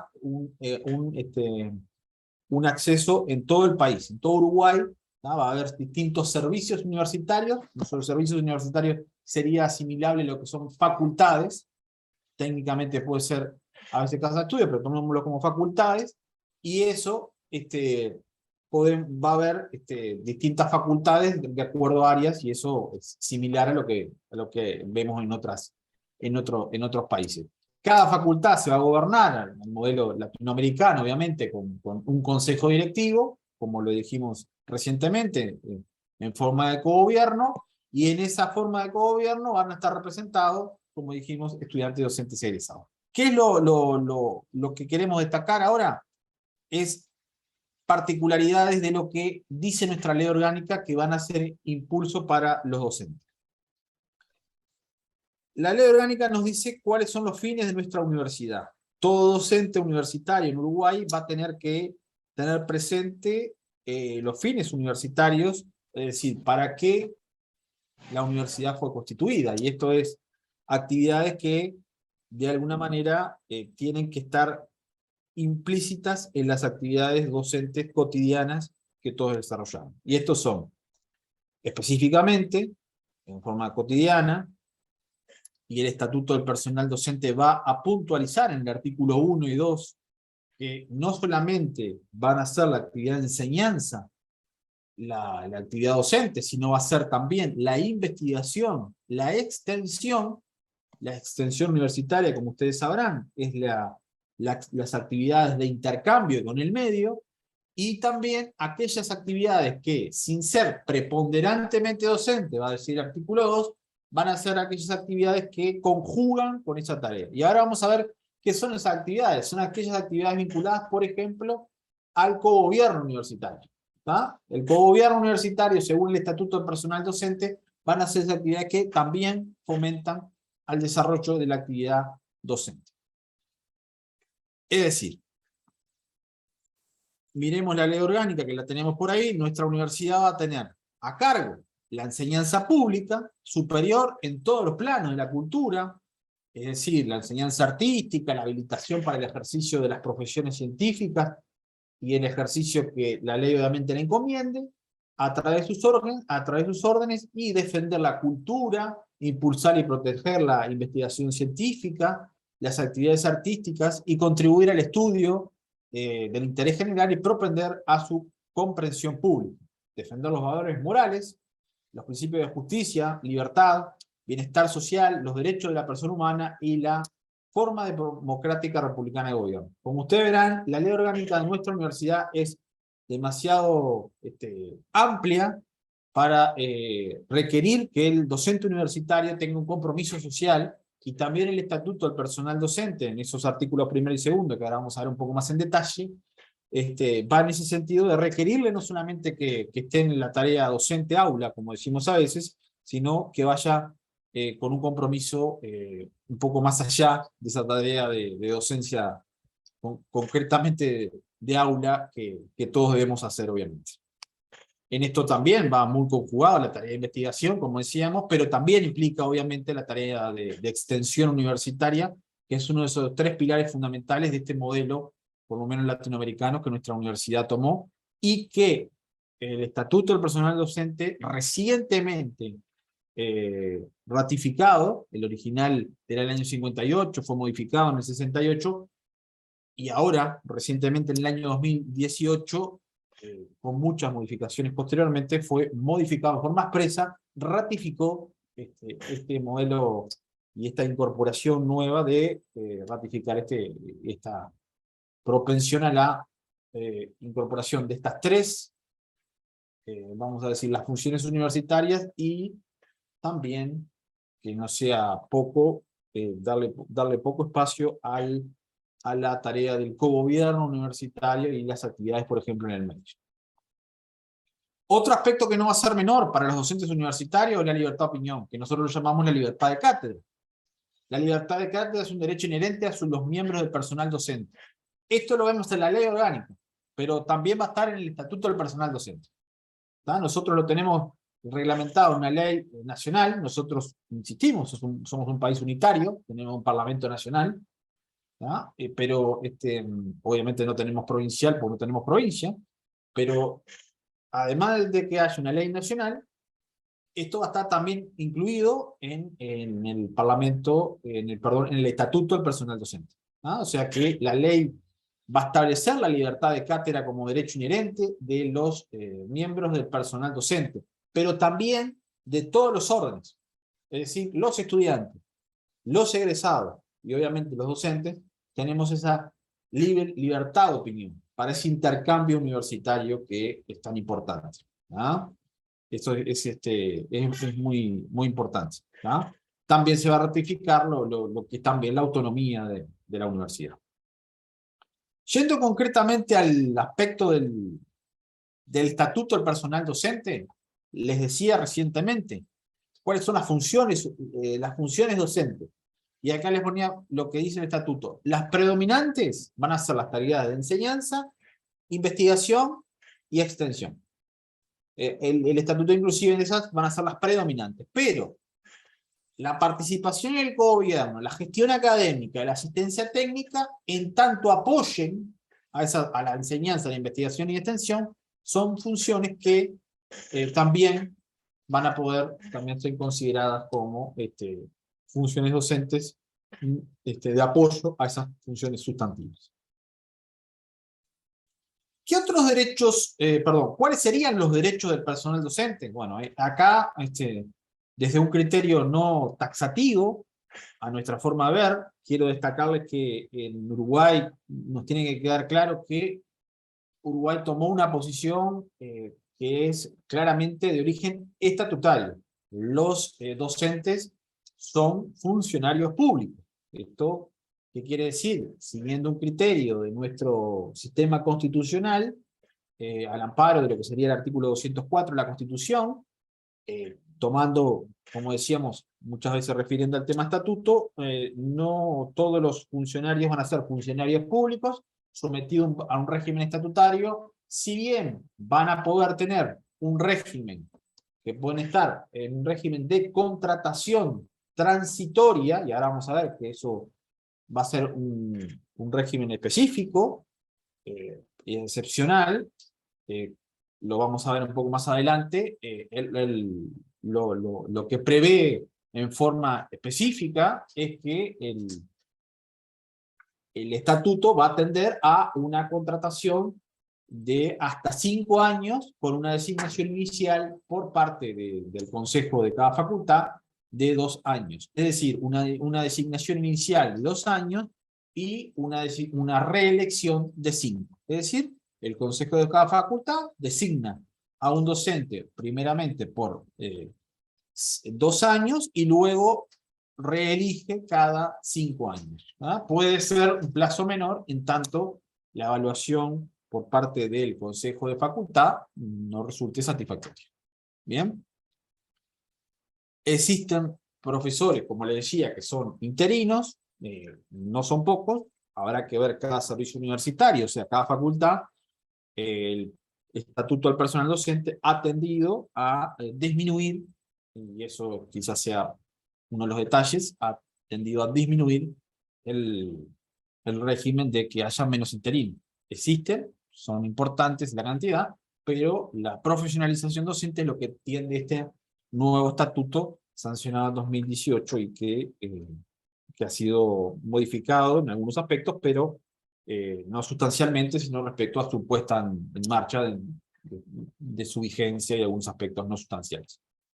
Volviendo, ¿cuáles son los derechos de los funcionarios docentes? Obviamente desde el punto de vista estatutario, funcionarios públicos, ¿no? La libertad de opinión, como lo habíamos hablado, la libertad de cátedra, la libre elección de la metodología y la investigación, obviamente que también va asociado a ese objeto que va a tener el docente, en tanto poder elegir cuál va a ser el camino de su investigación y no estar de alguna manera circunscripto a una directiva o un área determinada de cómo circunscribirse su área de investigación. Esto en algunas especialidades hay algunos pronunciamientos de algunos tribunales respecto de directivas que se habían dado. Bueno, acá fue meridianamente claro el estatuto. Igualdad y no discriminación en el acceso, designación, evaluación, renovación y promoción de cargos docentes, así como el desarrollo de la labor docente, ¿no? En tanto se entiende como una carrera docente, ¿no? Esto lo decía alguno de los colegas y creo que en tanto si bien en algunas áreas el salario docente no es el que de alguna manera permite de alguna manera decorosamente vivir, se ha tendido a la profesionalización docente. Y ahí también nuestra universidad lo prevé desde la ley de 1958, la posibilidad de la dedicación total. Es decir, que un docente se dedique en forma exclusiva y que no pueda tener otra actividad, salvo en forma determinada y excluyente, alguna actividad concreta, a una dedicación total de funciones a tareas de investigación y docencia, y a un proyecto de investigación concreto, y a una dedicación total a la función docente.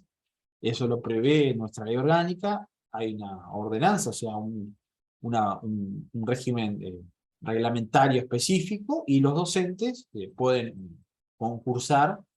Existen varios docentes, en el caso de la Facultad de Derecho no es un régimen que muchos docentes aspiren, porque eso le implicaría no el ejercicio, limitarse en el ejercicio profesional, pero en áreas como las ciencias sociales o en otras áreas específicas, es un régimen que muchos se incorporan. Por eso les digo que es un régimen que suele ser tentador para alguna de las especificidades, y que también lo quería destacar. La posibilidad de que el régimen de dedicación total, si bien estamos en una situación presupuestal complicada, quiero contarles, la Universidad de la República viene de un conflicto reciente, también corresponde que les cuente, por una huelga reciente, presupuestal.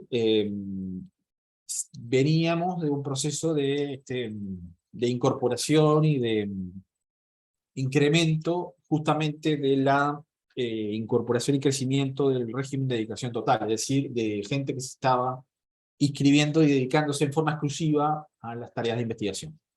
esperemos que dentro de poco se pueda seguir incorporando aspirantes. Generalmente son jóvenes los que se incorporan al tema ese, la mayoría, insisto, en el área ciencias, de ciencias que de alguna manera aportan en el área de investigación y suman con mucho, y bueno, y que realmente le reportan con mucho aporte a toda la universidad y evidentemente al país. Volviendo, otros derechos que también están establecidos en forma expresa en el Estatuto de Personal Docente, pero quería un poco detallar esto que significaba el desarrollo de la labor docente, además de bueno, también el tema de poder acceder a la dedicación total hace mucho tiempo era como una aspiración, se había logrado poder acceder, ahora está en una situación compleja. La evaluación, la renovación y la promoción de cargos es un poco lo que aspira este régimen estatutario. Bueno, la sindicalización y la huelga, ¿ah? Obviamente que son derechos constitucionales, no habría duda, no existe duda, nuestro derecho uruguayo está en la Constitución, no existe duda que los trabajadores públicos y también, por ende, también los docentes, tenemos derecho de huelga y todo lo que significa, están amparados obviamente en normas constitucionales y obviamente les rige como tal. Son electores elegibles, además obviamente son miembros obviamente del gobierno universitario. También la carrera, la estabilidad en el cargo, grado, categoría y carga horaria. También hay un tema, ¿no?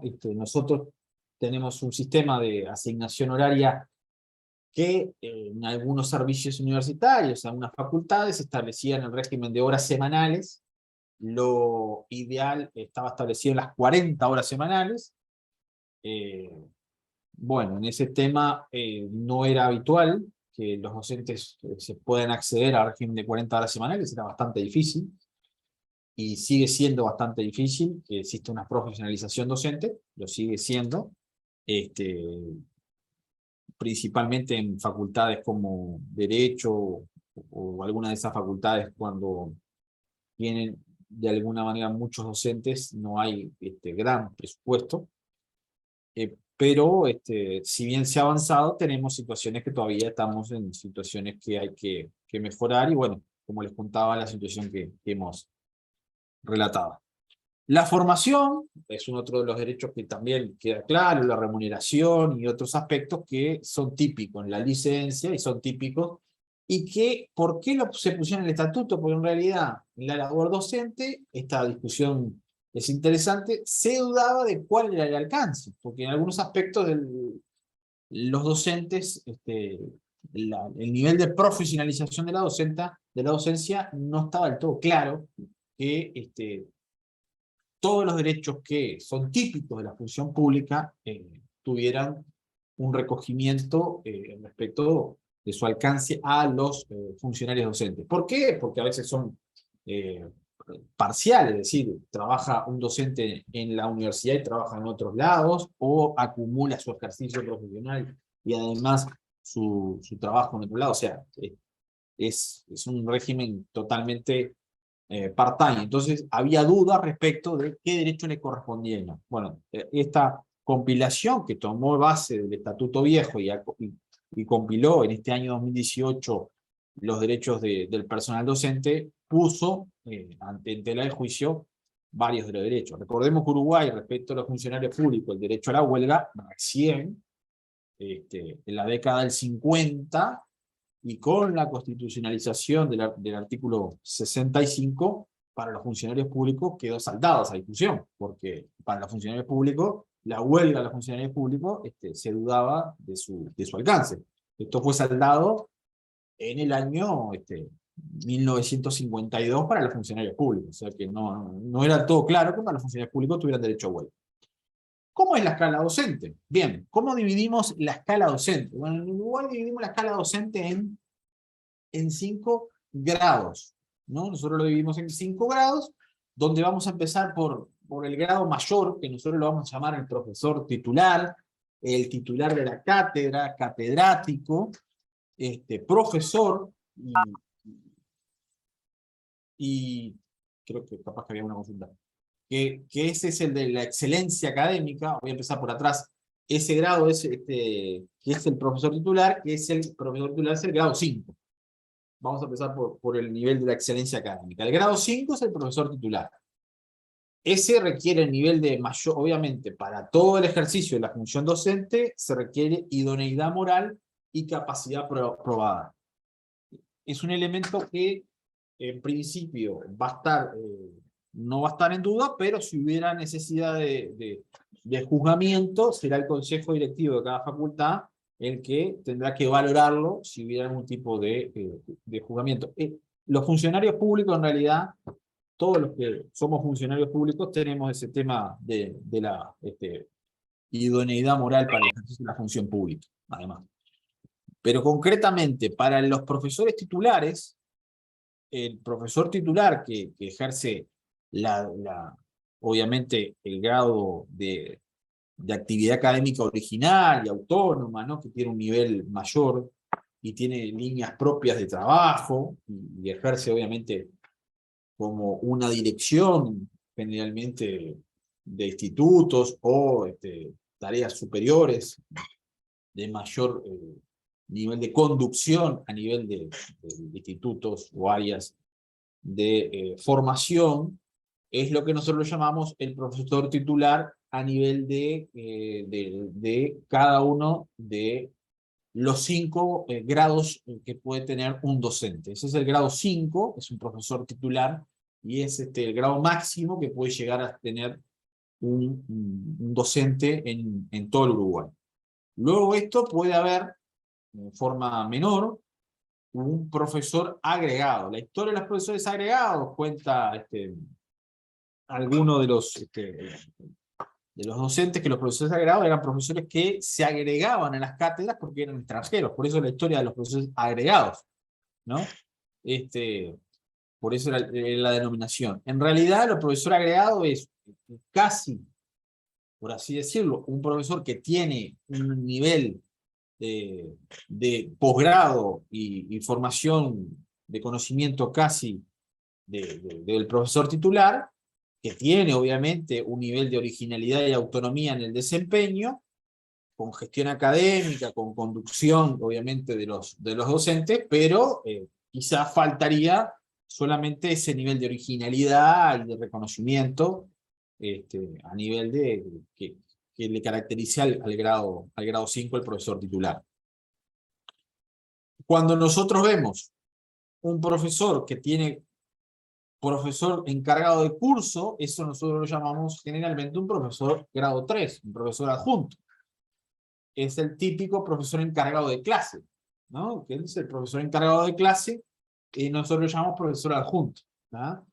Requiere, obviamente, idoneidad moral, y ese profesor encargado de clase, recuerdo el régimen uruguayo, y estatutario, obviamente, establece que es el que va a tener formación, obviamente, se requiere formación de posgrado también, pero la particularidad es que tiene un régimen autónomo respecto de que es el encargado de clase, coordina dirige a los que tiene grado 1 y 2 a su coordinación debajo, y es el encargado de dar clase cotidianamente en un grupo a cargo, generalmente, ¿no?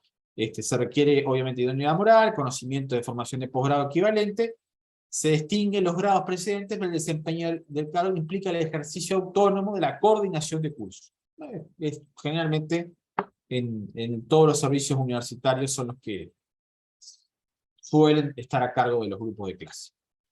Y luego van a estar los que nosotros llamamos los grados 2 y los grados 1. El espíritu de los grados 1 y 2, y ahora acá un poco la diferencia, es que aquellos estudiantes que quieren vincularse a un instituto concreto para empezar a desarrollar tarea investigativa a los últimos años de la carrera y todo, bajo supervisión de docente de grado superior, debería ser un grado 1. Nosotros llamamos ayudante. Grado 1 es ayudante. Y grado 2 sería ya un egresado que debería tener, obviamente, que tiene algún grado de formación importante y que tiene nivel de iniciativa, responsabilidad que obviamente ya tiene un título de grado, que ya egresó, que ya tiene un conocimiento más profundo del tema, ¿no? Ya el grado 2 tiene que tener, obviamente, ser un egresado con conocimiento.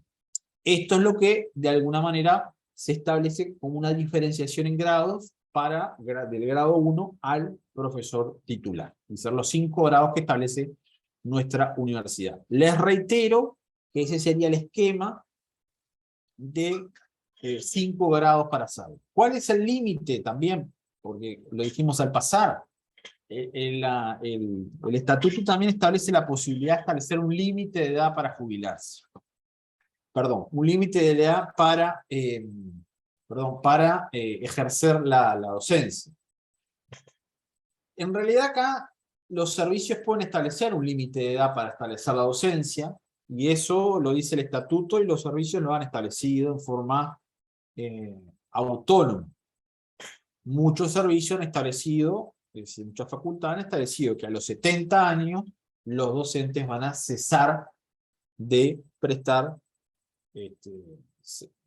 servicios como docentes. Si bien el estatuto les posibilita establecer en forma autónoma una edad en la cual ellos van a tener que cesar de prestar servicio como docentes. Eso lo establece el estatuto como una edad máxima en la cual van a poder prestar servicio. Esto quiere decir que en posgrado puedan seguir prestando funciones como algún curso que se tengan que dar en materia de posgrado. Se les contrata en materia de posgrado, ¿no? Las disposiciones que estamos viendo no regirían para posgrado. Bien. Una cosa importante. Cuando estuvimos hablando del tema de dedicación total, que lo vimos bien, las autoridades universitarias, tanto el rector como los decanos en las facultades, pueden ser incluidos en el régimen de dedicación total. ¿Tá? O sea, si a mí me eligieran rector o me eligieran decano, por ejemplo, yo fui consejero de facultad cuando era estudiante, pero rector no. Obviamente, si fuera rector o fuera decano, podría también estar, obviamente como docente, podría estar incluido en un régimen transitorio de dedicación total. ¿Ah? O sea, que podría estar incluido. Digo, para que ustedes vean cómo la propia ley va en ese espíritu, y después el estatuto docente de alguna manera tutelar la función docente, salvaguardar la función docente de ese docente que va a ejercer una función docente. Es decir, para ser decano o para ser rector hay que ser docente, obviamente, ¿no? No puede ejercerlo un político, ¿no? Tiene que ser docente, claramente, y además de nuestra casa de estudios. Continuando. Otro aspecto que quedó al pasar, pero fue mencionado. Nosotros vamos a tener los cargos efectivos, que es el espíritu, que la tendencia a que todos sean cargos efectivos. ¿Qué es lo que van a hacer? Es la designación previo concurso. Ahí vamos a tener una definición si son cargos para profesores grado 5, grado 4 o grado 3, o sea, los que requieren un nivel superior, de mayor complejidad, donde pueden ser por oposición y méritos, con una complejidad mayor, con pruebas, ¿no? Con una complejidad mayor, ¿no? Donde vamos a tener un concurso específico, o vamos a tener un régimen excepcional, que va a ser el régimen del interinato. Como les dije al pasar, el régimen de interinato todavía persiste, y es para cubrir necesidades concretas. Debería ser hasta que se cubra esa vacante, que se llama concurso de efectividad. Si bien por temas presupuestales y por temas de provisión de cargos, mientras se llama y se va cubriendo las vacantes, a veces no se va llamando en forma prevista, en forma temporal, y se va cubriendo en tiempo y forma, el estatuto va previendo, insisto, que no exista en forma habitual todo el régimen de interinato. ¿Por qué? Por ejemplo, va tendiendo a que un grado 1 no esté más de siendo tanto tiempo grado 1. Por ejemplo, el espíritu es que una persona no esté más de 2 años siendo grado 1. ¿Por qué? Porque es un cargo reservado para un estudiante, ¿no? O alguien que no recibió formación, ¿no? O sea, el espíritu es en ese sentido. Y insistimos también en que la designación inicial para un grado docente, sea cual sea, siempre va a ser 2 años, ¿no? Cuando es un cargo efectivo, ¿no? Y una reelección de hasta 5 años. Yo por acá estaría dejando, porque quería más o menos dar los principales aspectos. La idea era 20 minutos y si no 30 como habíamos hablado. Si hubiera algún aspecto más que profundizar del tema del concurso, que es lo que quería un poco más hablar, podría seguir con eso, pero me parece que el tiempo asignado fue ese y cualquier cosa estaría para profundizar por ahí.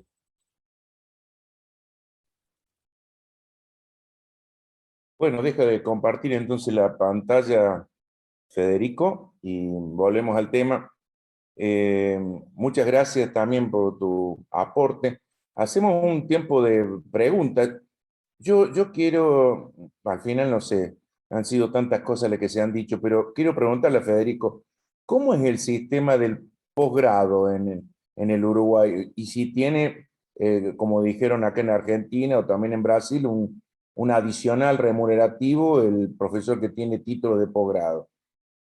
Tomemos que el sistema de posgrado, para serte lo más sincero, es un sistema totalmente liberalizado y que no estaría comprendido en el régimen de gratuidad.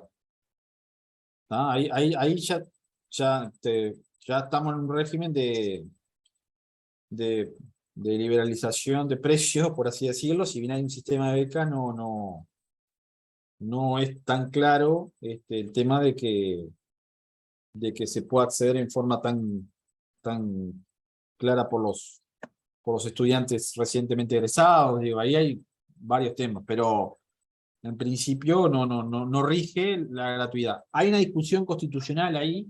Está con nosotros Graciela, que también conoce el tema, pero lo que un gran constitucionalista que era Casinelli Muñoz entendía que la disposición constitucional que estábamos hablando alcanzaría justamente a los posgrados, porque en realidad habla de enseñanza la constitución nuestra. Pero la tradición, por lo menos en Facultad de Derecho, capaz que en algunas otras facultades, en algunas, en ingeniería sigue, por ejemplo, la misma particularidad, por lo menos que Facultad de Derecho. Pero en algunas facultades sigue la misma lógica de que se cobran los posgrados, son pagos los posgrados. Ahora, cuando están vinculados a la docencia, ahí puede ser de que estén eximidos. Depende un poco el área de conocimiento, no es tan claro. Pero cuando hace un ratito dije, por ejemplo, que los posgrados están fuera del estatuto personal docente, no les rige. Si usted quiere cobrar, si usted quiere cursar tiene que ir y pagarlo en un régimen que es totalmente distinto y con posibilidades que no se analizan tanto como deberían ser, ¿no? Bueno, más o menos lo que sucede en Argentina con el tema de posgrado, que no lo tratamos exactamente. Aníbal en su exposición tan completa no lo puso porque en realidad habíamos hablado de los demás. La temática del posgrado daría para hacer una conferencia express, Sí, claro. absolutamente distinto, donde hay un montón de situaciones de precariedad que, Oh, bueno, lo sabemos mucho. Bien, a ver otra pregunta que pudiera haber allí. Ricardo, lo mío no es una pregunta, pero me Ajá. parece que lo tuyo, la pregunta tuya iba un poco por otro lado, más allá de lo interesante de lo que agregó Federico. Y era si tenía incidencia en la remuneración, el También, hecho de que sí. tú tengas un posgrado o una maestría. Y ya te digo desde ya que no. Nos regimos por los grados y tú podrías eventualmente ser un grado 3 y aún un grado 2, sino que Federico me puede apoyar en esto, puede ser incluso un grado 2 y ser magíster y estás ganando lo mismo que cualquier otro grado 2. No te implica ninguna remuneración adicional. Era eso lo que quería agregar porque a mí me pareció muy interesante lo que sucede en Argentina, que por lo menos eso te procure una suma un poco mayor. A nosotros no, da lo mismo. Eso era lo que quería agregar. Está bien.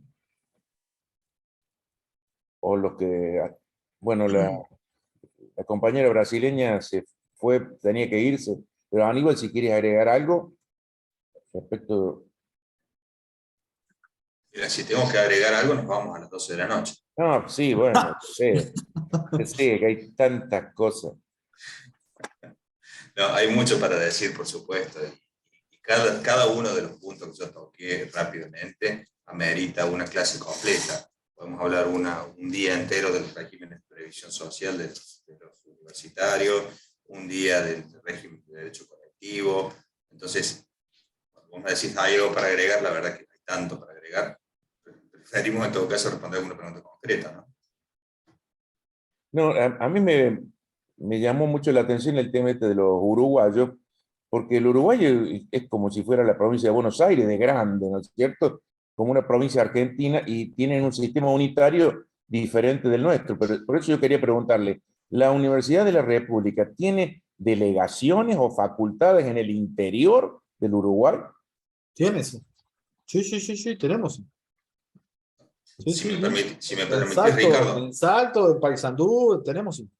De hecho, por ejemplo, en lo que es Salto, tenés un sistema, casi podés recibirte abogado en Salto, por ejemplo, en forma autónoma. Hay, digo, algunas otras carreras puedes cursar en Salto, que tenés Salto, que es un régimen donde puedes cursar todo, ¿no?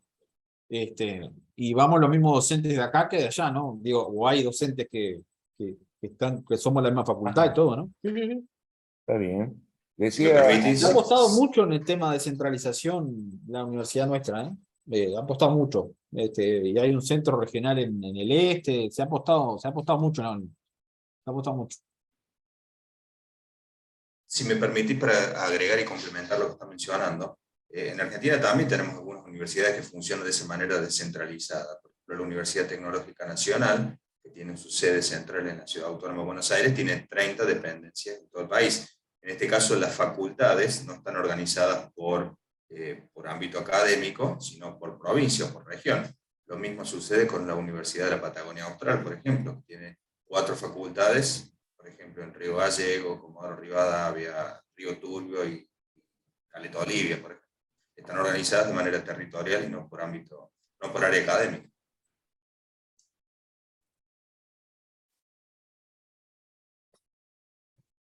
¿hay algo más? ¿Hay algo más? Qué diferencia, ¿no? Un país pequeño, uno mediano y un subcontinente como Brasil, ¿no? Qué realidad es compleja, pero más o menos el Más o esquema menos lo mismo. parecido, Sí, ¿no? sí, todo, una pincelada común. Sí. Yo cuando escuché a Aníbal hay mucha cosa que es común igual. Sí. Sí. Y eso que no hemos hablado de monto de salario, porque es ahí estaríamos muertos. Bueno. Por lo menos por ahora. En otras épocas habría que ver. Bueno, Hernán, si quieres decir algo. Sí, no, todo bien, estoy escuchando atentamente. No es mi temática, pero muy interesante, muy interesante. La nuestra es de las universidades privadas. También. Sí, También. bueno, y nosotros tenemos en la Universidad Nacional de Córdoba, que vino a normalizar un poco la situación, el convenio colectivo en el 2015, que ahí, bueno, somos sometidos a los concursos, después cada 5 años el detalle de los antecedentes y demás, pero se cumple poco, Hay un tema de articulación de convenios ahí en la universidad. claro, exactamente. No está bien articulado el convenio nacional con Para el nada, local. no, para nada, para nada. Bien.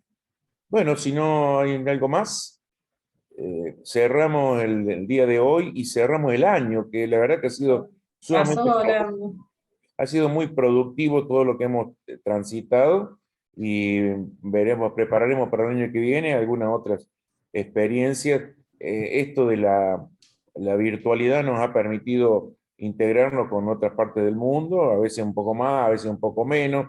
Hay muchísimas ofertas y todos estamos de alguna manera complicados siempre con una cosa u otra y no podemos estar en todo lo que nosotros quisiéramos. Pero el hecho de que queden allí en YouTube o como se puedan, se puede acceder también a este tipo de estudios comparativos que me parecen sumamente esclarecedores, de ver las cosas que son similares y ver otras que son diferentes. Y eso verdaderamente ayuda a tener una visión más compleja y completa del mundo universitario al cual hemos dedicado gran parte de nuestras vidas. Bueno, agradezco a la brasileña que se fue, a Aníbal que estuvo presente y a Federico del Uruguay, incluso a Graciela y todos los demás que estuvieron acompañándonos en esta tarde. Y bueno, será hasta que otro momento que nos veamos por este mismo tema. Muchas gracias. Gracias, Chao. un abrazo grande. Nos vemos, muchas gracias.